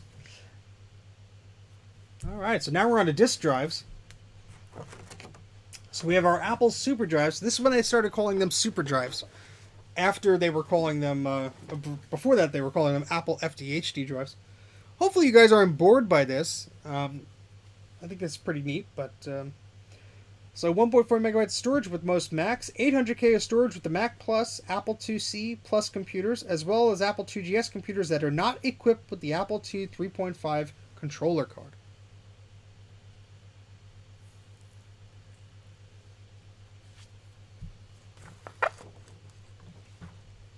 Macintosh Portable Internal 40 SCSI hard drive. So this is for the Macintosh Portable. I guess if you got one with a smaller disk or... 10 p.m. mine time. No!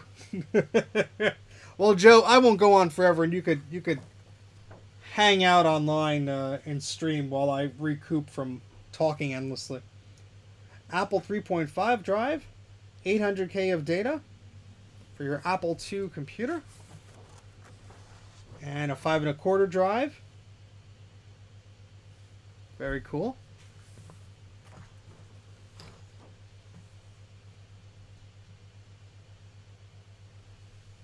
Oh, cool. That's very nice, Adam.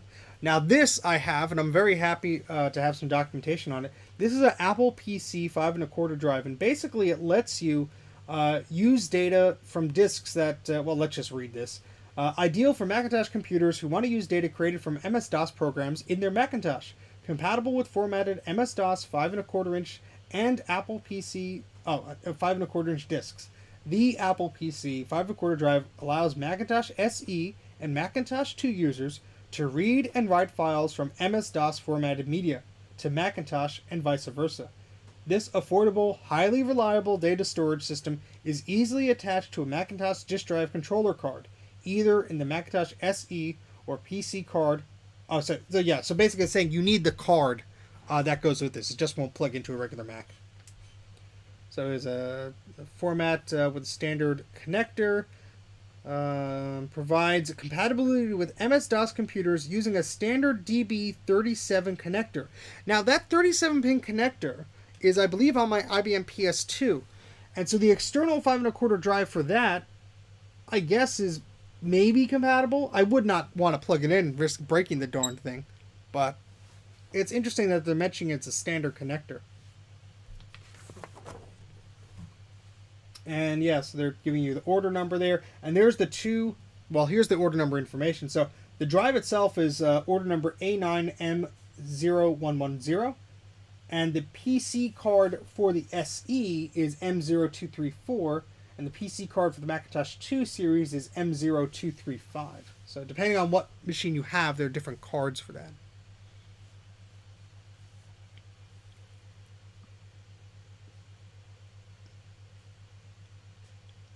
Yeah, see, that's what I was assuming, and I think that's what I was talking to Mike about. And Mike was saying the same thing, Adam. But I didn't really want to risk just plugging that drive in, the Apple drive, to the IBM just in case it didn't work. But here's the Apple 800K disk drive, internal drive, for if you want to upgrade your Macintosh 2 to have dual disk drives. And here's the Apple FD-HD internal drive upgrade. Ideal for Macintosh 2 and 2X computers who desire maximum internal floppy disk storage, coupled with the capability of exchanging information with MS-DOS, OS2, ProDOS, etc. So this comes with two things. You have the disk drive itself, and then the... it should come with ROMs, right? Let's see.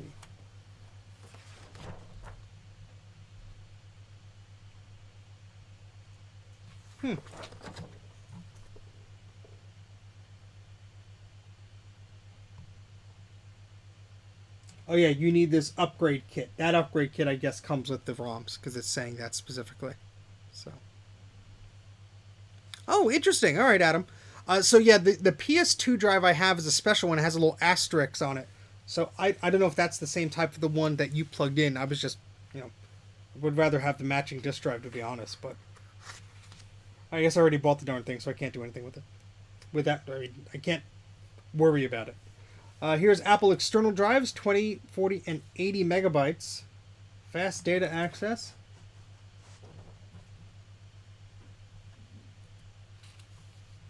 You could format it to ProDOS if you really wanted to. Apple internal hard disk. Look at this. It's for your Macintosh 2 or Macintosh SE. That's really neat.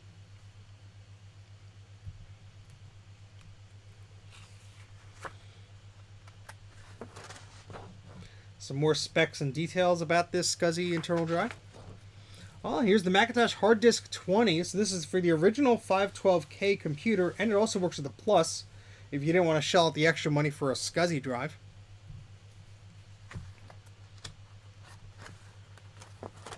Oh, look at this. Now, I have one of these. I'm actually very, very, very lucky to actually have the box for one of these. While I was at the E-Waste place in Brooklyn, they actually had the box for one of these, and it was just sitting around. And, yeah, I asked if I could have it, and they said yes. I'm just going to adjust my little picture-in-picture window here. Whoops, that's too big. I was constantly fighting with this thing, but yeah, there we go. But, yeah.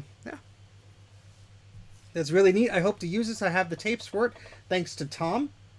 He donated them to the channel. Thank you very much for that. Tech specs about that. And now we're on to peripherals. Macintosh PowerBook peripheral products. We have a SCSI cable down here. Yeah, see, my head's always in the wrong spot for these. I guess maybe I just shouldn't show my head at all. Just make it tiny. I don't know. The Apple One Color scanner. Or, I'm sorry, Apple Color One scanner. I love the design of that. I would love to have one. Apple Personal Modem. I have one of these. Very, very cool. I don't know what the heck I'm going to do with it, but it just looks cool.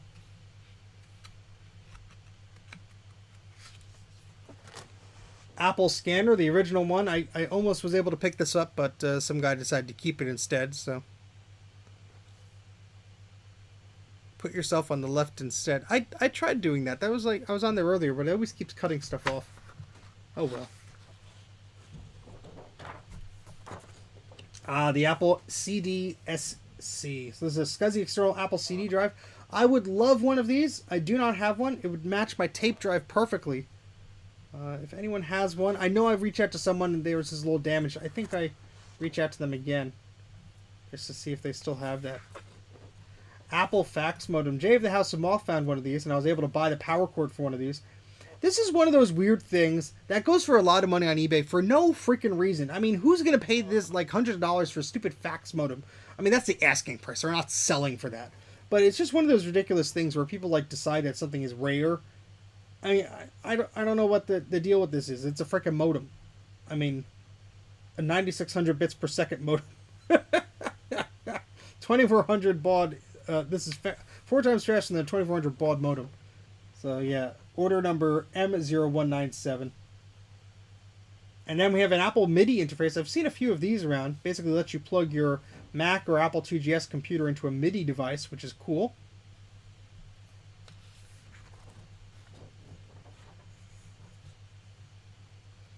Joe's like, yes, more faulty boards. Printers. The Apple Color Printer. Never seen one of these in person. Look at that. Look at that old style of that printer. That's really neat. Increase the flash Gordon noise and put some more science stuff around. 360 DPI. Look at that. Look at that color. The parrot and the graph. This, we could do business graphs now, folks. Color sync architecture. And we have an Apple LaserWriter Select 300. I think I have the Select 360. Goodness, yeah, that thing is chonk. Chonky, chonky, chonky. LaserWriter Select 310.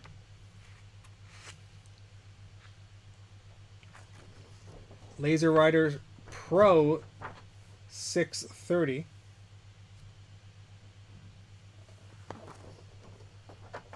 LaserWriter Pro 600.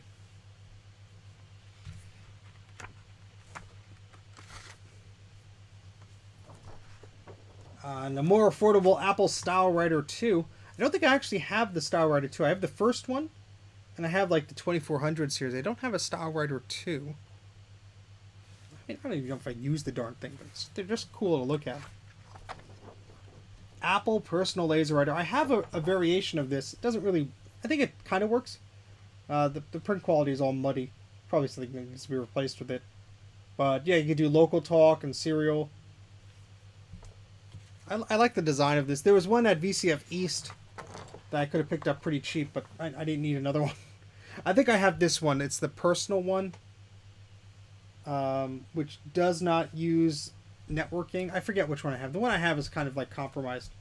Let's see. This opens up. Gives you some upgrade options. That's what it's talking about here.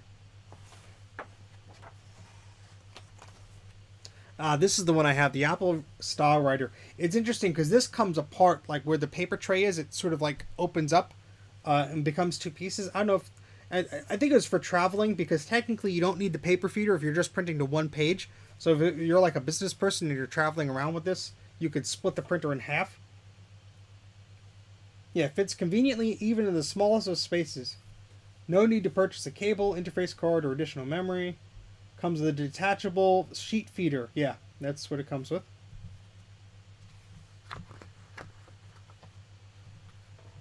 Oh, and it folds out too. So we have some specs about this. 500-page compatible ink cartridge. Personal LaserWriter LS. Most affordable LaserWriter.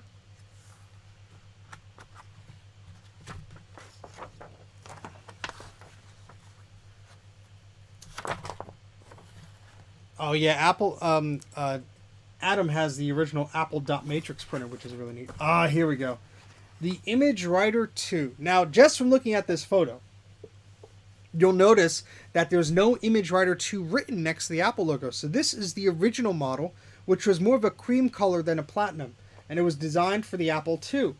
And so, you know, this is talking about that this works with black and white or color ribbons.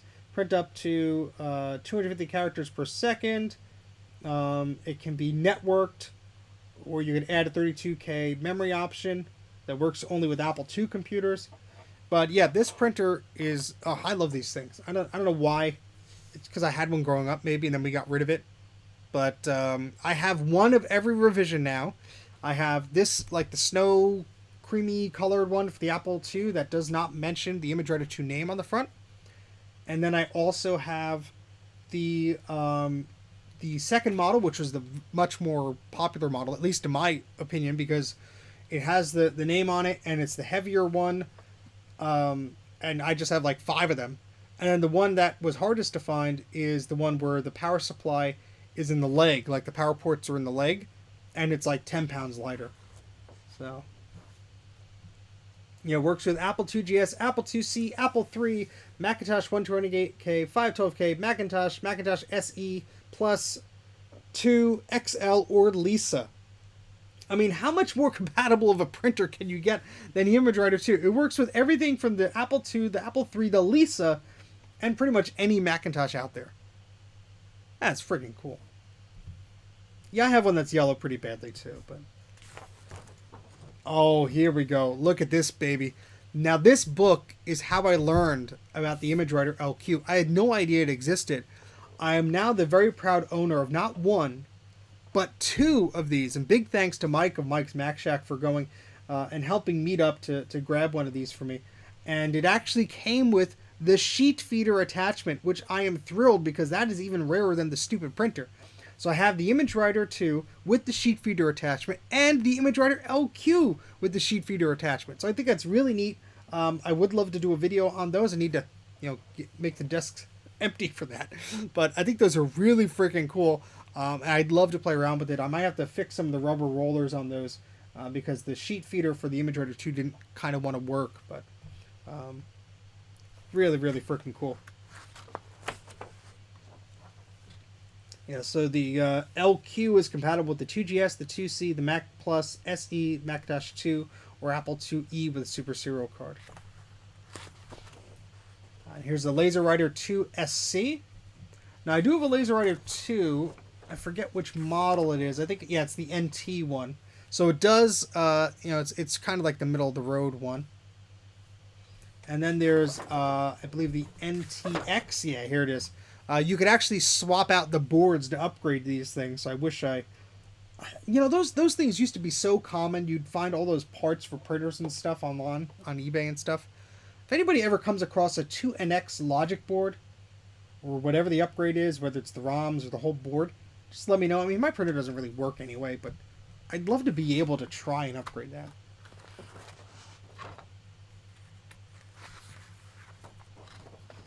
Yeah, I think I'll be streaming for New Year's. I guess it depends on what the heck we're doing. But I think I will be. So that's from 1988. So that was networking. That we have networking software, rather. So that was printers. Now we're on to networking software.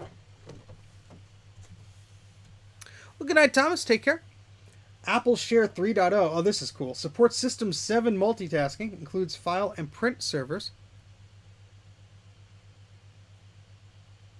That's awesome. I love printing out banners with the image writers. This is really cool. Apple Share Server 3.0, Apple Share File Server version 2.0.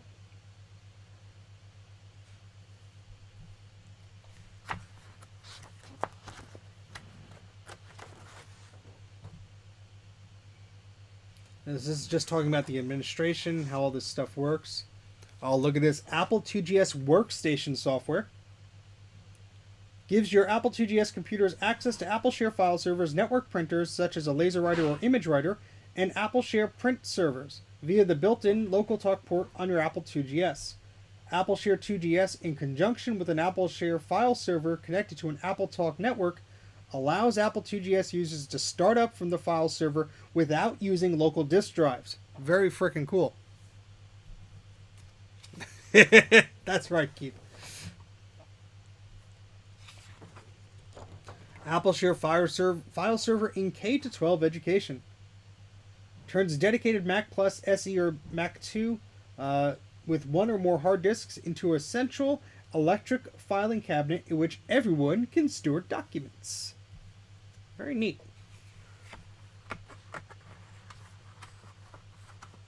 Some thick paper here, boy. Whoa.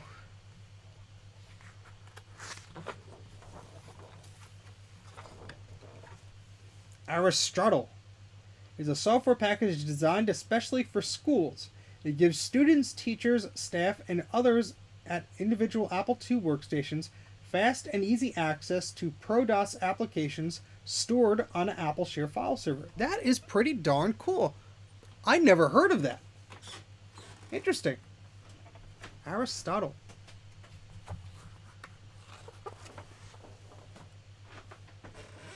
Now this piece of software, I need to have as many versions as possible because I actually have the card that goes for this. And I'm trying to get everything working. I have the French version of the software, which really doesn't help me, but bonjour. So this is the Apple Share PC software. Provides users of MS-DOS personal computers with access to full range of services available on the AppleTalk network system.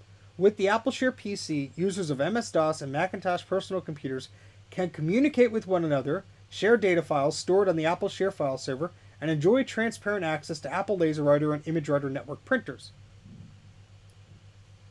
Yeah, so ideally suited to the requirements of those who work in environments utilizing both Macs and PCs. So there is a card that, an ISA card for PCs that uses this software. And I think it mentions it here. Or maybe it doesn't. Excuse me, that's my stomach rumbling. Yeah, so here's the bundle that includes the Local Talk PC card, which I have. I got it sealed, and when I opened it up, no software. Why? Because there were two different bundles. One that included the software and the card, and one that just had the card, and then of course the software was sold by itself. I guess if you already had a third-party card or whatever. But, would the floppy MU work on the 7200?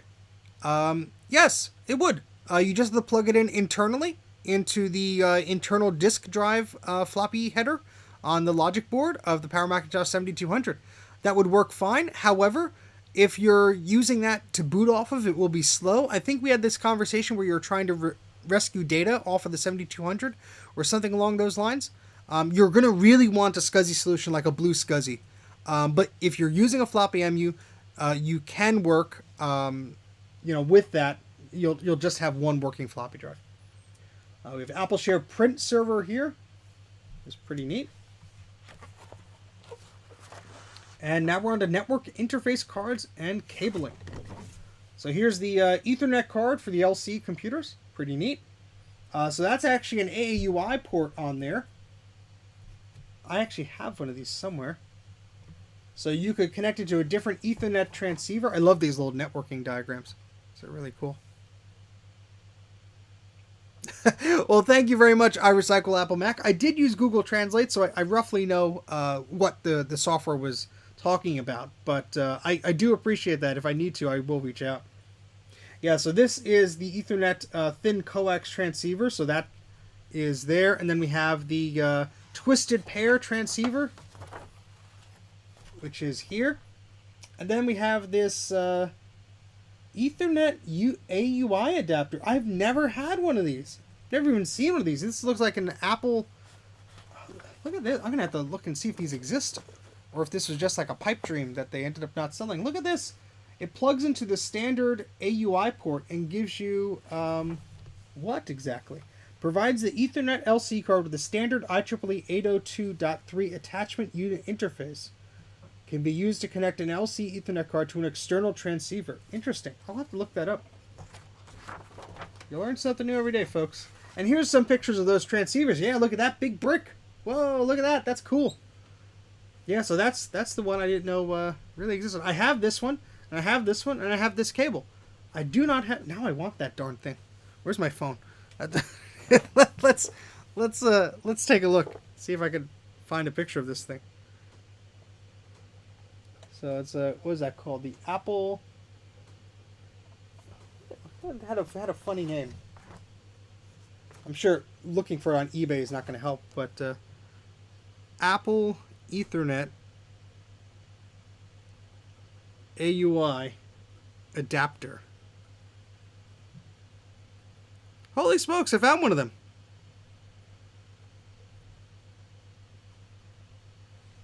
Well, I think I'll have to buy it. I think that'll be my Christmas present to myself. There's two of them. One's kind of yellowed. Free shipping. 2 available. 1 sold. Oh, should I get both of them or should I get 2 of them? Oh boy. Ron says, Happy Christmas, Steve. Also watch my stream later so that I could one day monetize my channel like a big boy. Yes, I will, Ron. And Eep, thank you very much for the super chat. And since you super chatted me, I think I have to buy this thing. I've never seen the adapter. Oh, this is pretty weird. I love it. It's so chunky. It's so chunky. And you basically have to plug it into an electrical outlet from the looks of it. So this is AUI, so it plugs into Apple's AUI port and converts it to regular like AUI, the PC standard AUI stuff. The 802.3 attachment unit interface IEEE standard. It is very dangerous. Very, very dangerous. But I am checking out now. Ooh, that's yeah, but let me just do one more refined search here, just to make sure I'm not getting into anything a bit silly. Completed listings, show results.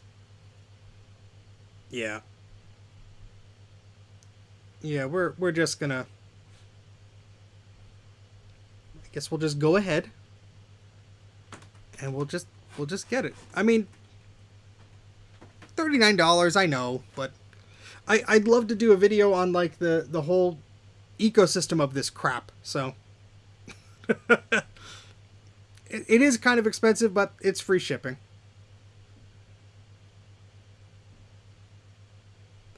So it's not terrible. I've spent more on other crap, I guess, but Ron just contributed $5, so I could say it's only $33.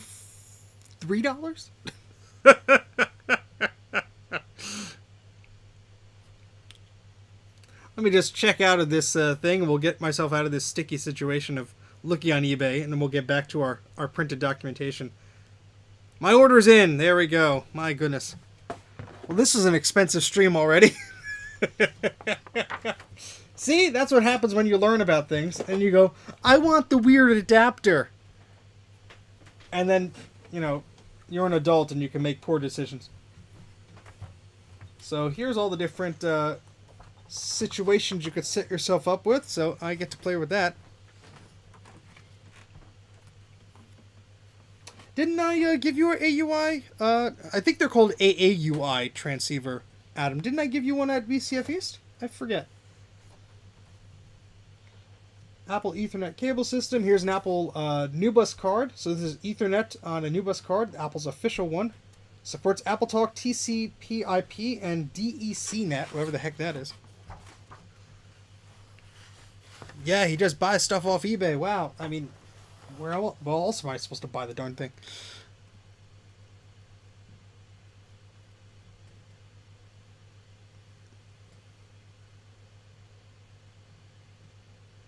Oh, you need a regular AUI one. Okay, I might actually have one, Adam. I'm sorry, I was confusing the two. I might actually have one. I'll let you know. They're mostly for like the weird, well, not weird, but the non-AUI ones, and yeah. Yeah, if I find a spare, I'll let you know, Adam. They're not too uncommon because they were very popular with PCs, so you might be able to find one. Local talk cabling system. I have a boatload of these. In fact, had one here before the stream. So here's some of those cables. And it looks like a printer port, serial port, but it's not. It only has 3 pins and a plastic block. Then you have these couplers. Whoop. You had it until it goes flying. You have these couplers here. And so you can extend these proprietary cables if you really wanted to. But, yeah. Yep, that is very true, Adam. I can do that. I'll take a look. If I come across it, I will let you know. Apple II workstation cards. That was the software we were looking at so you could share things. And this includes the software. And so you could do file sharing and network sharing and your printers and all that stuff. That's cool.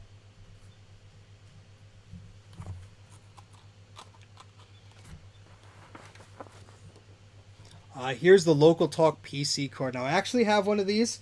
I have gotten it to work, and it is really neat. And basically, it lets your PC print to printers or file share with a Mac. And it actually works quite well in my limited testing. Do you own a 3-port Local Talk to phone net cable? I own a phone net to serial cable, but I don't think I own a phone net to the 3-pin cable. I'll have to check on that. I don't think so, Adam. Macintosh 2 Ether Talk interface card. So works with Apple's AUX and Sun Network file system. And here's that PC drive card that you needed for that 5.25-inch PC drive that Apple sold. And this is for the Macintosh 2. The SE one is a little bit different, but this basically is a controller card for that drive. And here is the SE version of that. So you have the cable on a little thingy here, and that sits in the expansion port of your Macintosh SE.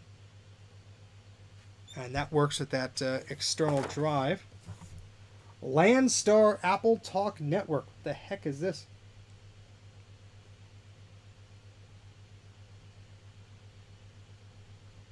Landstar multiplies the speed and range of AppleTalk to increase productivity with large workgroups and entire companies. Can provide file sharing, print spooling, and electronic mail and other services to more than 1,300 users at speeds so fast the difference between local and remote access may be virtually transparent. That is interesting. I've never heard of one of these things. Oh, it's interesting, Adam. I did not know that. That is cool.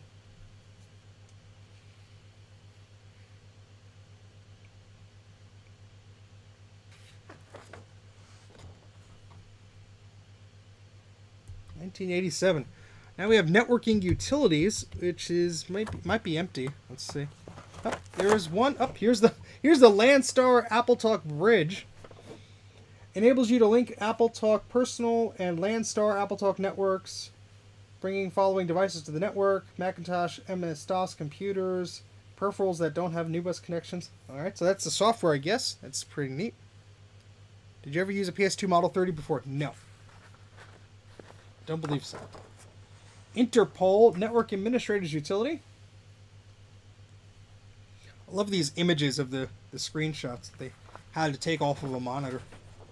Apple File Exchange. I'll be doing a video on this soon, along with those PC drives that I previously mentioned.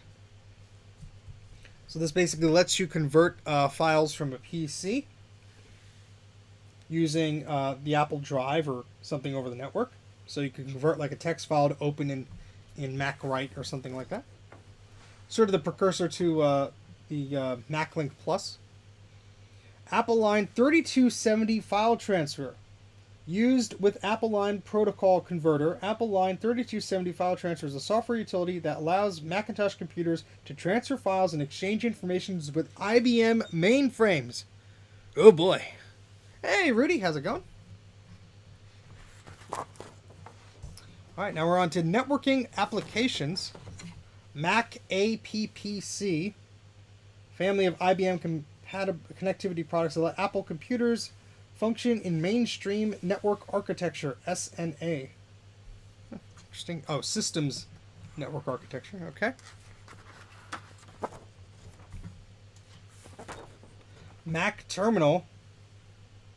Mac Terminal is the program most Apple dealers recommend to Macintosh owners who are the first-time modem communicators. It is unsurpassed for the ease of which someone who has never used a modem before can be comfortably online. Okay. Never used that before, but I have some of the discs for it. And Mac TCP. This is sort of breaks my brain whenever I try and use this software. I just update Open Transport and cross my fingers. And it works much better. But back in the day, you didn't have that. This was 1988 after all. Alright, system software. Here we go. System 7.1. Out-of-the-box power. New Finder simplifies working with folders, documents, applications. Built-in file sharing. Publish and subscribe for automatic document updating across applications. True Type advanced font technology. New Font Folder provides single location for all fonts. Aliases. Access to desktops, documents, and applications from 2 or more locations. Virtual memory for running more applications without adding additional RAM. Runs on any Macintosh with at least 2 megabytes of RAM. 4 megabytes is recommended. Runs virtually all Macintosh applications. Hopefully this book has a happy end.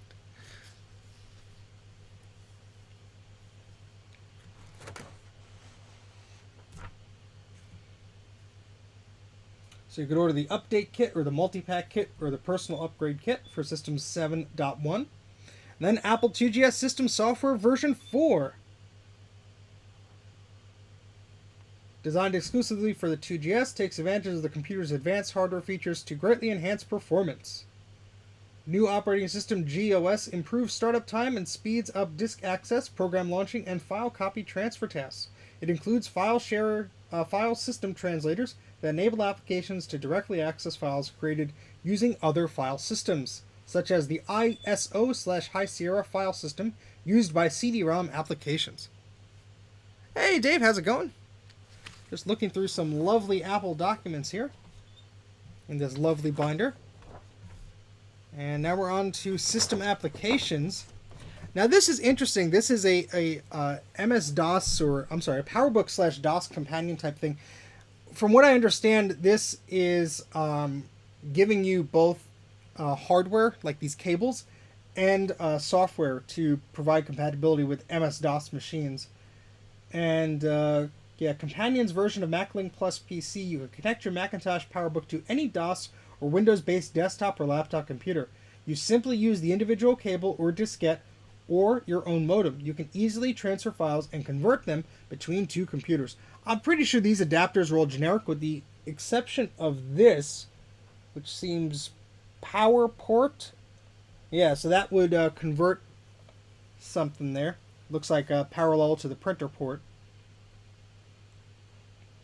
And then we have Mac VGA adapter to connect the PowerBook to most VGA monitors. And then when you're ready, you can use PowerPrint and your PowerBook to print text and graphics with your existing printer, whether it's laser or inkjet or dot matrix. And there you go. So yeah, I'm curious how that would connect. It's a parallel port. How that would connect to the Mac, unless it's just serial, and then in which case you're using this serial adapter with that, and then maybe another adapter. But yeah, this is an Apple Support Tools binder.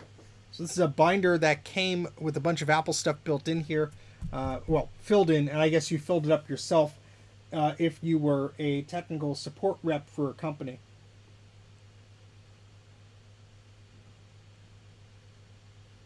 And then we have At Ease. We had all of the Macs at school had At Ease on it. I guess it just prevented us from accessing stuff we weren't supposed to. But yeah, I remember this interface, and I remember wanting to download it, but it was paid software, so I couldn't really get a hold of it.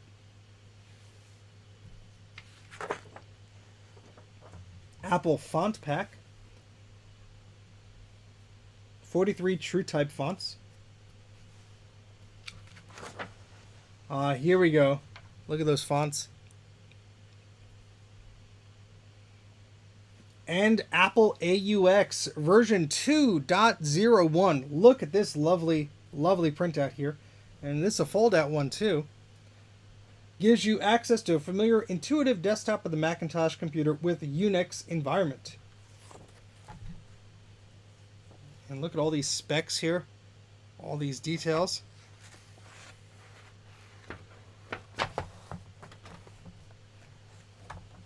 I know Mr. Fahrenheit's probably drooling over this.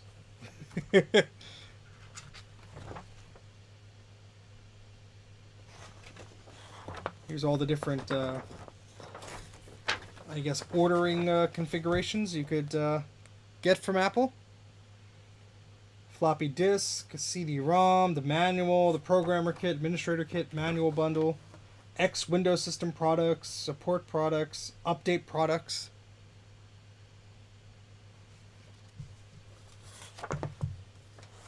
Very, very cool.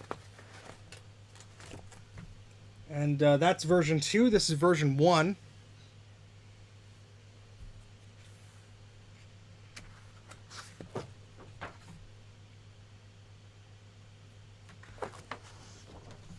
This is really neat. Macintosh HyperCard software. There we go.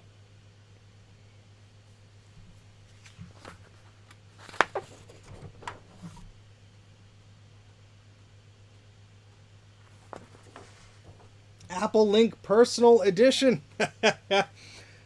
Is a unique online service designed especially for users of Apple personal computers. Your direct connection to the information and services you need to get most from your Apple products.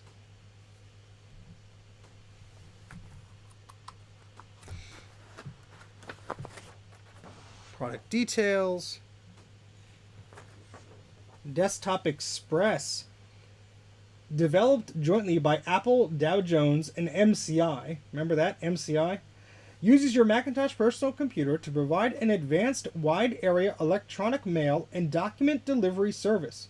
Published by Dow Jones, Desktop Express gives you easy access to the MCI Mail Public Electronic Mail System. It's perfect for sharing information anywhere in the US, whether you're creating and distributing desktop published documents or transferring Apple Macintosh files. That's really cool. No worries, Rudy. Take care. See you back in a little bit, maybe. There we go. So now we're a good 75% of the way here. Oh, look at these mugs and these shirts. I'm gonna run upstairs, get a drink of water real fast because I can't talk anymore without my throat feeling like it's gonna blow up. So I'll be right back, and we'll put on this "Oops, be right back" message, and I'll be back in a few moments.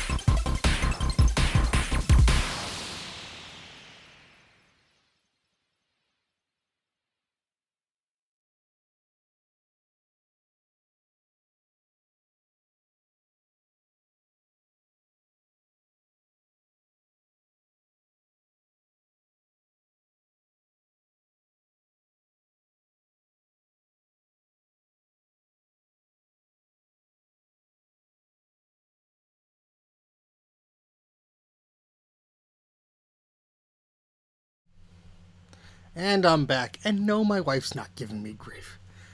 I was having a friendly chat with her. Okay, so let me follow up with the chat here. You had to install a PC. Ew.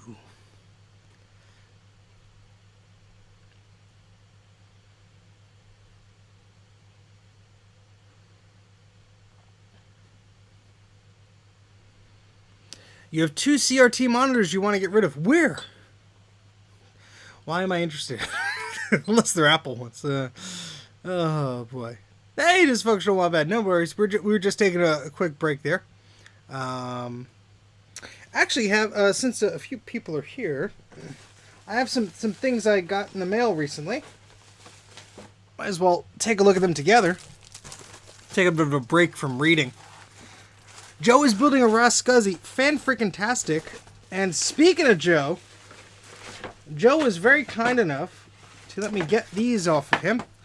This is a lovely little adapter. Thingamajigger, bobber, or whatever you want to call it. Expertly packed, of course, to prevent fall apart. And I'll explain what it is as I open it up. Ah, for gaming and stuff. Nope, yep, I feel you. I have a gaming PC, ain't no problem with that. And so we have a lovely thing in here, and I'm so excited to take a look at this because Joe sent me a picture of it, and I was like basically foaming out of my mouth. I want it. And yeah. So if I can open this, I don't have any sharp objects, but I'm going to be careful and slow about opening this. And if you really want one of these, you could contact my good friend Joe of Joe's Computer Museum. He's on YouTube. He's hanging out in the chat. Close-ups are required. Of course they will be. And we have 2 cameras set up here so we can do that. And I have to work it from the other. It's like opening a Christmas present. How festive. Joe does pack things well, I will say that. He knows what the heck he's doing. And this will just slide out of here like a candy bar. Look at that. This is really freaking cool. Alright, so let's switch to the other camera here so you can see what the heck this is. So this is the back plate, a replacement back plate for a Macintosh Color Classic that would be using... Here, let's move this out of the way. That would be using a logic board of, let's say, an LC 575 or 580. This is really nicely printed. It has a good sturdiness to it. It's thick, too. And let's get something beigey here. What beige do we have? We have some beige behind me. Let's move some of this stuff around. So here's the lid of a Macintosh LC2. And look at that. That's pretty darn close. I know the color of the Color Classic is even closer. And then Joe has figured out better colors to match things. But if you want one of these printed, Joe just slammed the link in the chat there. Because the ports on the back of the Macintosh Classic on the bezel that came with the machine for the back door do not match the port layout of the LC 500 series or the Performa 500 series logic board. So if you want to use one of those boards and you don't want to just hanging out, flapping in the wind without a case cover, you need one of these from Joe. These are fantastic. Trust me, I've been on the lookout for one of these for ages. I had saved one on eBay, and the seller wanted like well over $40 for it, and it did not look as nice as this one. And so I did not buy it, and it was just in my cart, and the seller stopped selling them ages ago. But Joe is making these now. Contact him. He put his link in the chat, jcm-1.com. Really, really cool. Oh, this is a pre-production model. Ah, okay. So Joe needs to print me a new one. That's okay, Joe. I'm currently very happy with this. So I guess your newer one has the different colors. But oh, this is just lovely. Even if it was bright key lime green, which, hey, why not? I'd love it either way. But thank you so much, Joe. This is excellent. I hope I am plugging this correctly for you because This is really cool, and this is just one of those things that if you have a Macintosh Color Classic and you have one of those logic boards like the Performer or the LC series, you need something like this. You know, it just helps protect your machine a little bit better from getting dust and grime in there. And you even have these cutouts here if you have those expansion cards. So that's really freaking cool, and I'm really pleased with this. Thank you very much, Joe. The level of print on here is beautiful. I mean, my goodness, that is impressive. So it's really, really cool. Will the real port covers fit in the rectangular holes on that? Well, I guess we could try. All right. It takes 7 hours to print. My goodness. Well, that, Joe, it is well worth it, I would say, because that is absolutely beautiful. I mean, I've seen 3D printed stuff before where it's like, you know, you could see every line, and yeah, I could see some of that, but this is really smooth. Very, very cool. Thank you so much, Joe. I'm going to put that behind me here, and right next to my little Mackie guy. Hello. Subscribe to the Macintosh Librarian. That's not how he talks, but it's more of a Mickey Mouse voice. But anyway, he's hanging out there for today. You didn't design it. Yeah, well, blame the other guy. There is some other stuff I got here. Here's a cable I bought off eBay.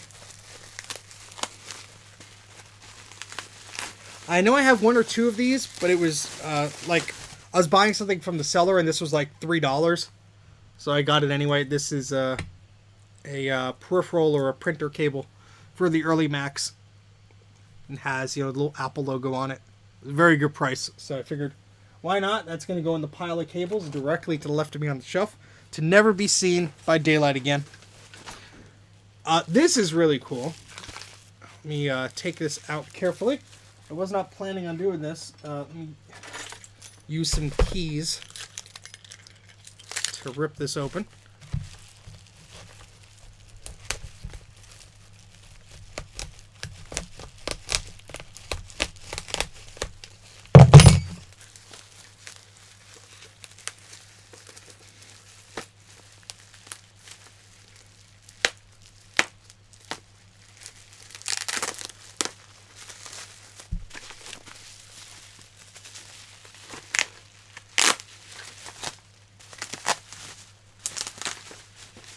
Now I have some of these, but not really in the box. And this is a, it's basically a Fairlawn PhoneNet knockoff, but it's the same exact type thing. This is by Focus, but it's brand new in the box. And I think that's really cool. I'm doing a video about this stuff, so I wanted to have this. I think it's really neat. And this is telling you how to choose the right connector, which computer is compatible with which. So I think that was neat. Again, a cheapo find on eBay. I thought this was really cool. It boasts being 100% Local Talk and Apple Talk compatible. So there you go. Joe, if you made your Ethernet in these packages, I would buy a bunch. Let's see. And speaking of Local Talk, we have little adapters in here.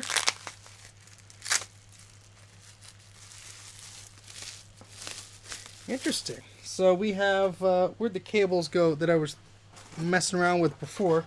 Here, they're under this book. So here's the coupler I was looking at before, and here's the Apple Local Talk cable, and so that's a coupler. And these were couplers that were on eBay also, but look how much smaller these are. This one's quite smaller. I did not notice they were two different sizes. This is obviously an older one, I guess, but see if they have different part numbers. Or maybe this is not an Apple official one. I have no idea. But hey, now I have more couplers, which is great. They were very affordable, so like I originally had 3 of them, so I bought the remaining 2. 2022 video idea: connect a minimum of 128 Macs on a working Apple Talk network, one at a time. 128 Macs. I think my electricity would just go like explode. You know, my you know what I mean, circuit breaker. Not be happy. No siree. And anything else? I think that was it. Oh, I had this from Steve on Tinker Different. He had a SCSI PCI card. I'm sorry, a PC card rather. And I don't think this one's Macintosh compatible, but it's PC compatible. And so we have this Adaptec Slim SCSI APA 1460A. So it's one of these small cards. And then you have a SCSI cable, and this plugs into the card here, like so. And it gives your PC access to SCSI devices. How freaking cool is that? So he couldn't have a use. He didn't really have a use for it, but there we go. But Steve didn't say he didn't have 128 Macs. Exactly. I do have 128 Macs. I have over 128 Macs. Whether 128 of them are working currently, there's your problem. There's your problem. I do have a video planned, Adam, about the airport, the original airport base station, which I think said you could connect 10 machines or something like that simultaneously. That's much easier to test. I could do that. I have 10 airport compatible Macs and 10 airport cards. So Steve himself is an unreleased prototype Mac. I do have a FireWire to SCSI adapter, and I do have a USB to SCSI adapter. Both are upcoming things that I'm going to do in my iMac series where I talk about those adapters. I've been using a SCSI to FireWire adapter with a slide scanner for the past few months to archive family slides, and my goodness, it has worked flawlessly with ViewScan. Did you put away the Mystic backplate? No, it's over here. Where'd it go? Where'd it go? Where'd it go? How did I misplace the darn thing already? Wait. Oh, here it is. It's back here. No, it's right here. Buy it from Joe of Joe's Computer Museum. Thank you very much, Apples Anonymous. Happy holidays, happy Christmas, all that fun stuff. One of the other things that I purchased here. Where's the other part of this? Where did I put it? I've talked about it, but I don't think I don't know where it is, but this is a processor. And it's probably the most money I've wasted on a PC in a long time. This is a Pentium processor. What does Mr. Steve think of your Mac collection? Does a Mr. or Mrs.? Oh, Miss. Okay, so to put that in perspective, Rick's random retro reviews. I needed a phone charger cable, a lightning cable, before the stream, and I was already sitting down. I didn't want to get up, so I asked her to kindly bring one down to me. As she walks over to the desk and gives me this cable, my wife looks at me, looks around the basement, and says, "We just need to order and rent a dumpster." She is not fond of all of my crap. We'll just say that. She thought we could just dump it all. So. And I told her I would tell you all that. But. All right, anyway, we have a Pentium 4 processor here. And this is a 3.6 gigahertz, 2 megabyte backside cache processor. And the reason I got this is because I got a logic board, a motherboard, I guess.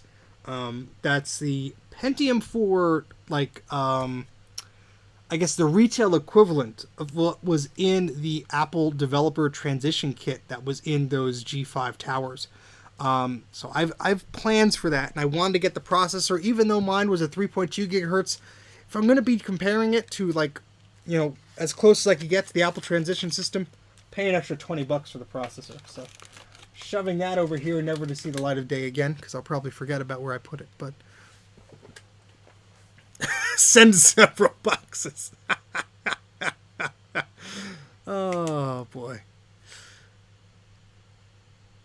Yeah, the USB to SCSI adapters on eBay are silly priced. I got one for not too bad of a price in the box, and it's a really neat package. And then the FireWire one was actually included with the scanner.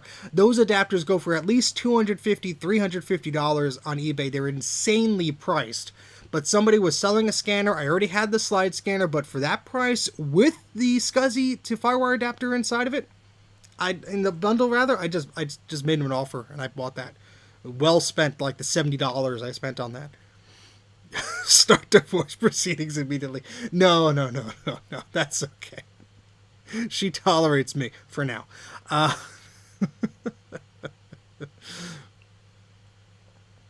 It's a space heater. Yes, it was a.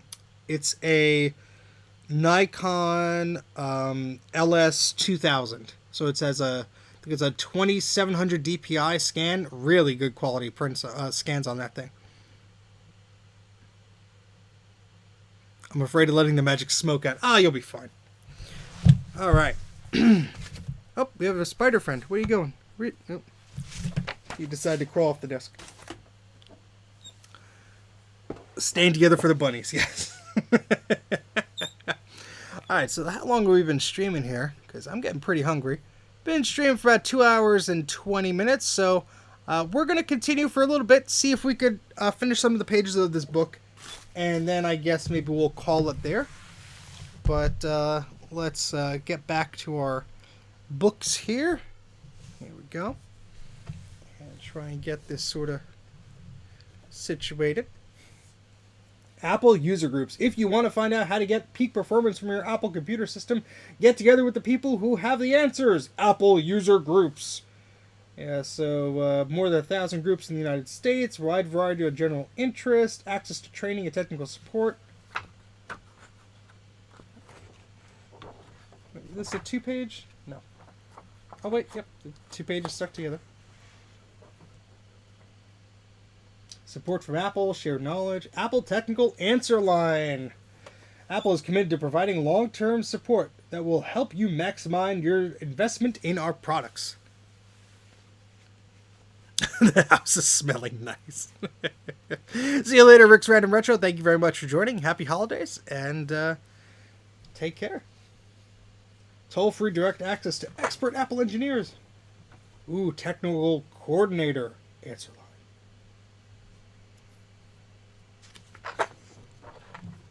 AUX answer line. This is what Mr. Fahrenheit needs.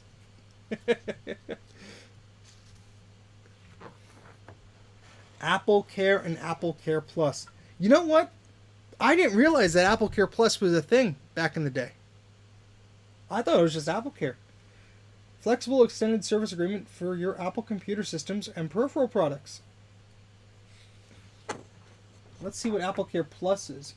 Offers you the full benefits of Apple Care and the convenience of receiving the latest system software as soon as it's released. Ensures that you'll always have the right software to get peak performance from your Apple system. Apple Care Plus is available only in conjunction with Apple Care coverage for Apple 2GS, Macintosh Plus, Macintosh SE, and Macintosh 2 computers. Okay, well that explains why I didn't hear of it before. The original crowdsourcing. Apple Training Alliance Program. That's a cool photo. Apple Software Update Program. One way to keep Apple Computer working its hardest is to make sure you're always using your current file systems, the Finder, but yeah, to keep your Apple Computer the hardest.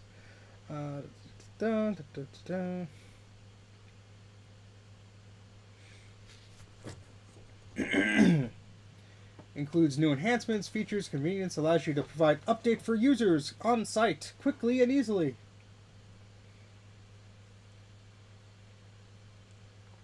Yes, they have different versions of these packages that you could get to always get the software up to date. AUX support services. Look at that photo. There's the Apple tape drive, and there's the Apple tape cartridge.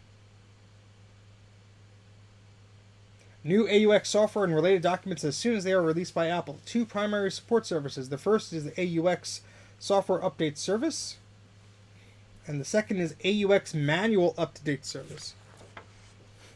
And there's that AUX hotline. If you need those AUX answers deep in the middle of the night, call the hotline.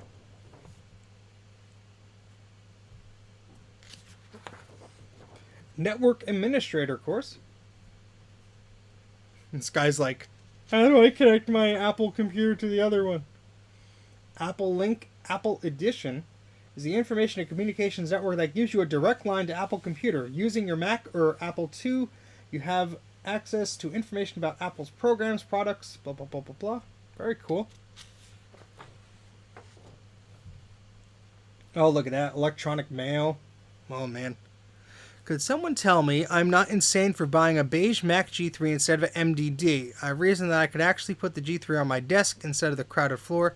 I'm nostalgic for beige. Sinister Pisces, why not get both? I mean, the G3 beige is going to be harder to find, so get the G3 beige. But the MDD and the Quicksilver, unfortunately, some of those actually have power supply problems.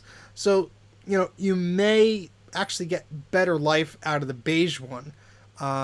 You're probably better off finding one of the MGDs or the G4 towers that have a rebuilt or fixed power supply or something like that. But no, I don't think you're crazy at all. Some other people may, but not me. Apple Technical Bulletins, bi-monthly publications designed to provide timely and useful technical information to Apple II and Macintosh users, particularly to those who provide technical support. Here's Apple Technical Answer Line. And Jay is disagreeing as I thought. Alright, so here's the Apple II section. Has a quick reference chart. So, oh, this is cool. Adam, look at this. So this has a compatibility list. And so this is telling you what disk drives are compatible with what system, what cards are compatible, what printers and monitors. So it has a little X signifying that the peripheral is compatible. And a number denotes a footnote. This would be easy to scan in because it's on the holes here. Less fireballs. Yeah, and the beige machines, that G3 is a great bridge machine. So, and here's all the footnotes for that. Video compatibility checklist for Apple II computers. Here's the video specifications. If these specifications match your monitor or projector, it should work with your Apple computer. It exists in your brain. Oh, here you go. Here's even more quick reference guides. Peripheral is recommended. Peripheral cannot be used. Okay. So here's for disk drives, Unidisc, the Apple hard disk. For monitors. Oh, this is really cool stuff. I should scan this in if it's not already scanned in elsewhere, because this is pretty in-depth. Okay, here's Macintosh. Comparing the Macintosh 2 SE Plus and Apple 2GS. That's funny that they're comparing it to the 2GS. Oh, this is cool. Sound, 4 voice, 4 voice, 4 voice, 4 voice, 4 voice. 15 voice on the Apple 2GS. Just shows you how advanced that system was. This is really cool. SCSI hard drives, using them on different Macs. Oh, the interleave, yep, the speed, fast, medium, slow. Interleave is a ratio of consecutive sectors a CPU can read from or write to. This means the Macintosh 2 is fast enough to read from or write to every consecutive sector. Macintosh SE can only read every other sector, and the Macintosh Plus is only fast enough to read one in every 3 sectors.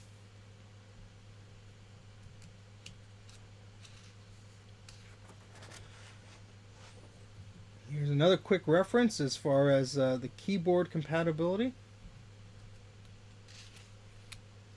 It's because of the ADB ports and such, and external hard drives. This is pretty neat stuff. See, these sheets I could take out of the binder and just put in like an automatic document feeder and scan them in easily. It's pretty neat. It's from August 1989. Here's more SCSI hard drive stuff. Tape backup, MS-DOS drive, non-SCSI hard drive.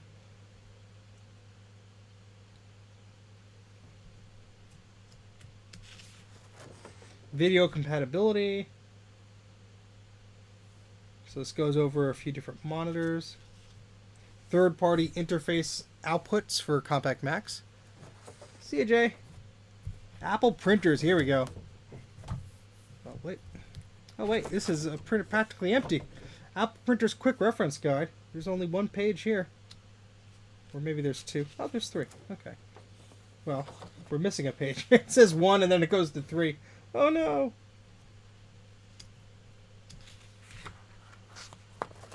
LaserWriter 2 NTX SCSI hard disk general information. Okay.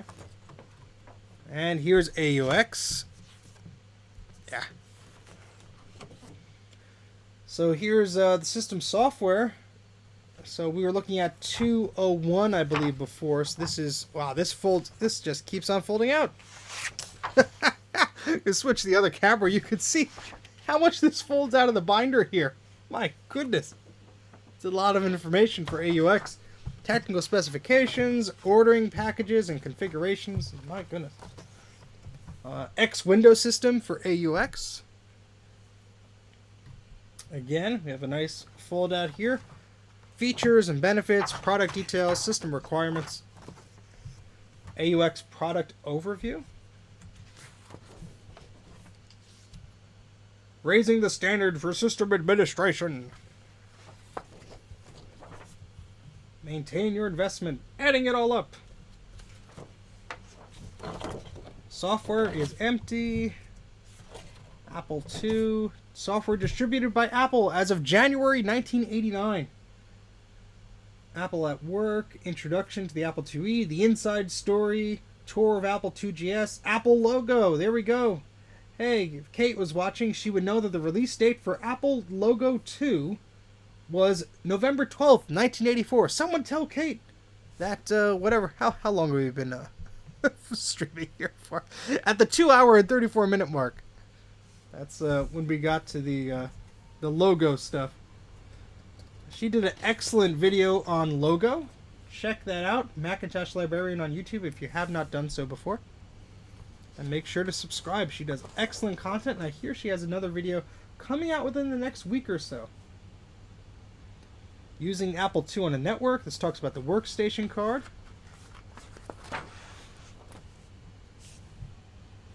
Very cool. Almost dinner time. Yeah, I'm going to take a break and have some dinner too. Probably end the stream. This is just talking about software distributed. Not really too exciting. Typical hardware. So I jumped ahead to the Macintosh tab here. So if you ever want to follow up, let's see what this is. Yeah, this is just talking about like software. This is hints and tips on usage.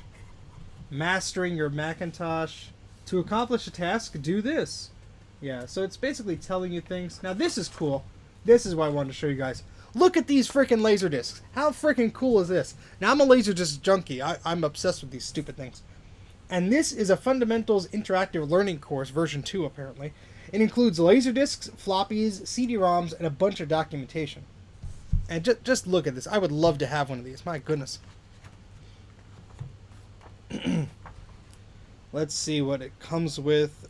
Storage devices, HyperCard, blah, blah, blah, blah. How many discs does it come with? So we have different versions here. Let's see. Sorry for the glare here. A video disc player with appropriate cables. Optional SCSI hard CD-ROM drive. Oh, that's so cool.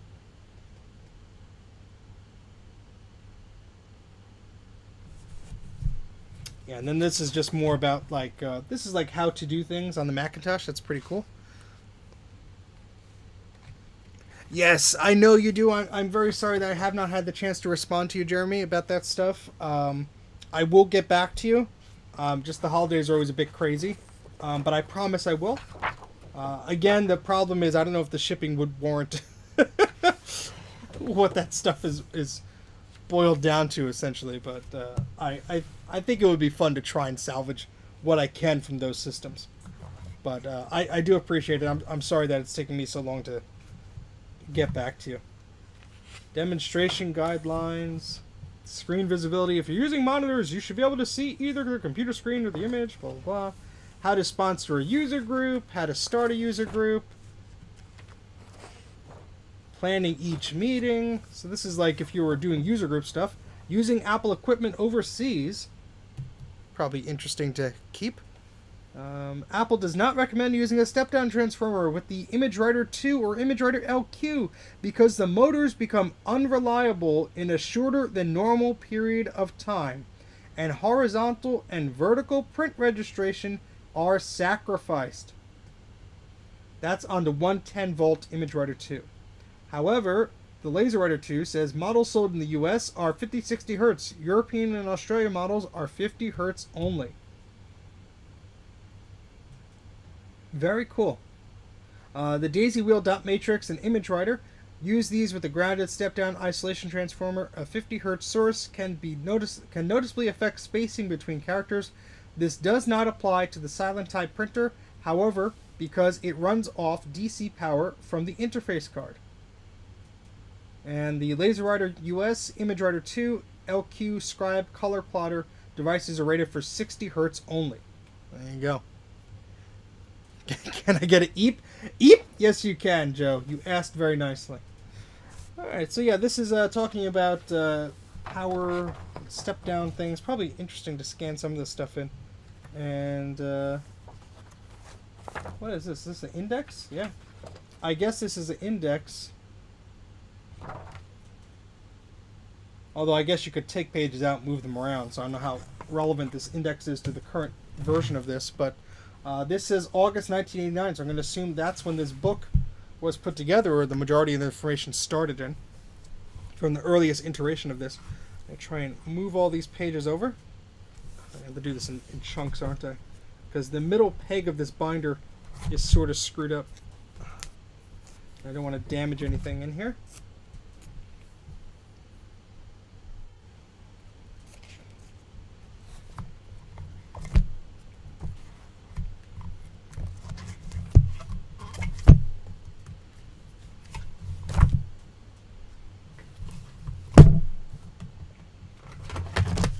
Alright, so that is our Apple Support Tools reference guide. So that was that. Now, I do have another one of these. Yeah, this was if you... my assumption is, based on the information I know about these guides, this was if you were in a institution, an educational institution or a company or whatever, and you were supporting Apple products, you would pay for having this software. Now, there is another book that you could also get, like a price guide. And so this is, I'm sorry, this is module identification. And this has, like, pictures of logic boards and stuff. And it will tell you... Let's go to something interesting here. Let's go to, like, interface cards.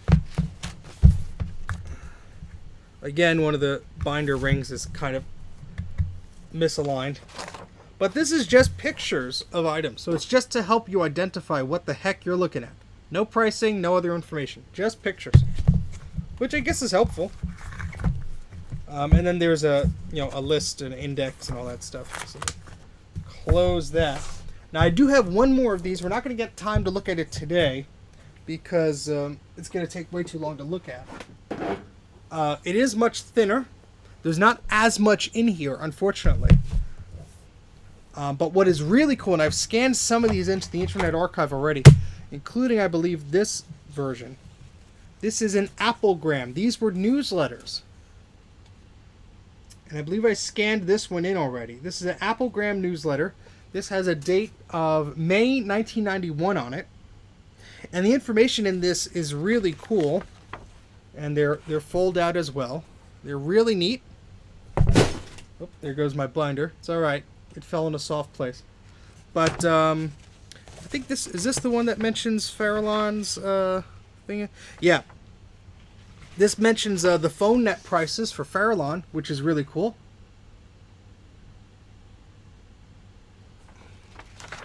I think I read about schools having these sort of catalogs for IT peeps. By the time I was in elementary school, I was a tech support for the Macs in the classroom. Alright, and then we have this one I think I also scanned in, and it's also on the Internet Archive. Applegram. So here's another one. This is about the Macintosh Portable, and also talks about AUX a little bit. This is from September 20th, 1989. Adam, do you have any of these Applegrams? We also have Tech Tidbits, and another Applegram from December 1990, another one from March 1991.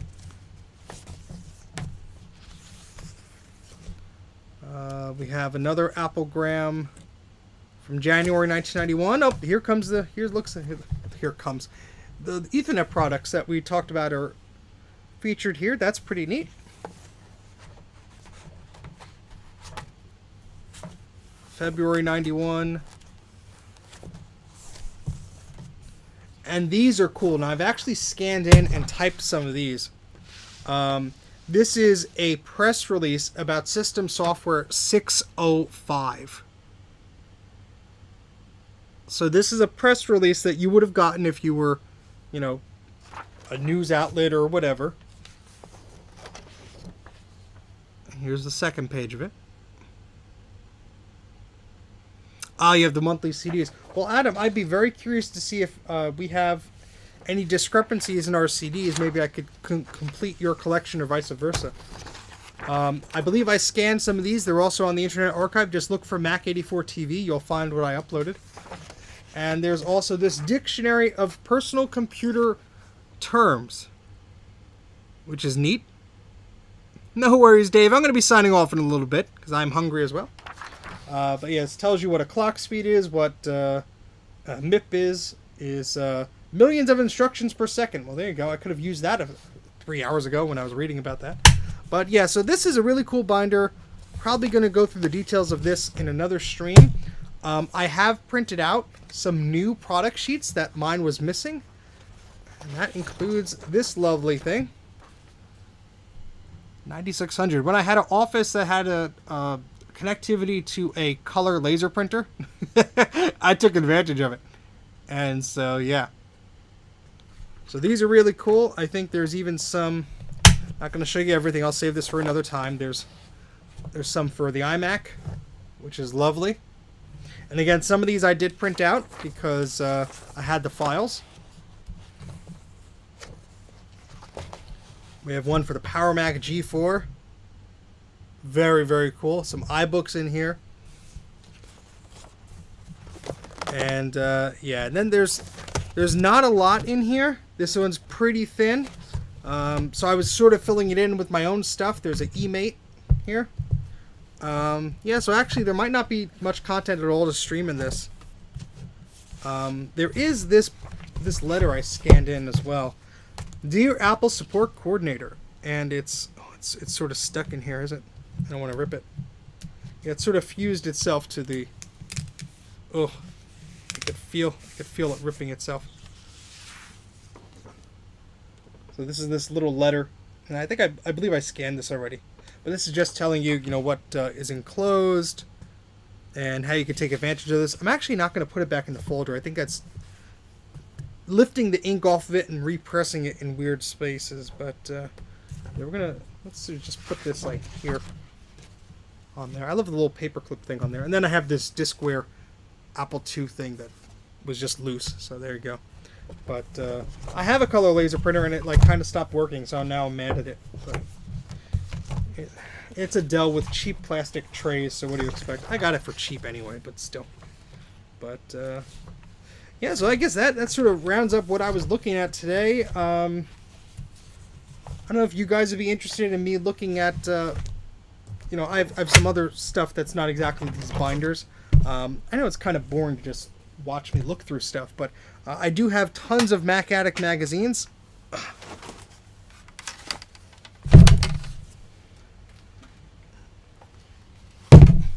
So if you ever want to look at what prices were, these are all archived, most of them on the Internet Archive, but if you want to, you know, keep me company, we could look through magazines if that's something you're interested in. I don't know.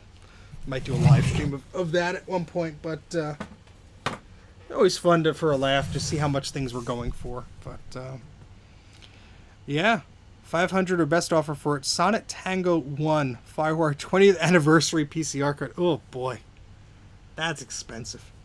That's expensive. Nobody can play Math Blaster. Oh my goodness. That's a tragedy there. Oh boy. Well, I guess I'm gonna wrap this up. How long have we been streaming for? This has been for almost 3 hours. So my goodness. Well, if you don't watch this today, if you're watching this from the future, I hope you have a great Christmas, a happy New Year, and all that fun stuff. whatever you celebrate, I hope you do it happily and joyfully, and I hope you have a very safe, new year. Hope you have a great 2022. I'll have a lot of projects in store. I just posted an update to Patreon to talk about some of the upcoming things that I'm working on. And so I hope everyone checks that out. If you support me on Patreon, thank you. If you just subscribe here, well, thank you for doing that as well. Don't forget to like the video, too. That tells YouTube that we're kind of interesting. LOL no as an offer on eBay.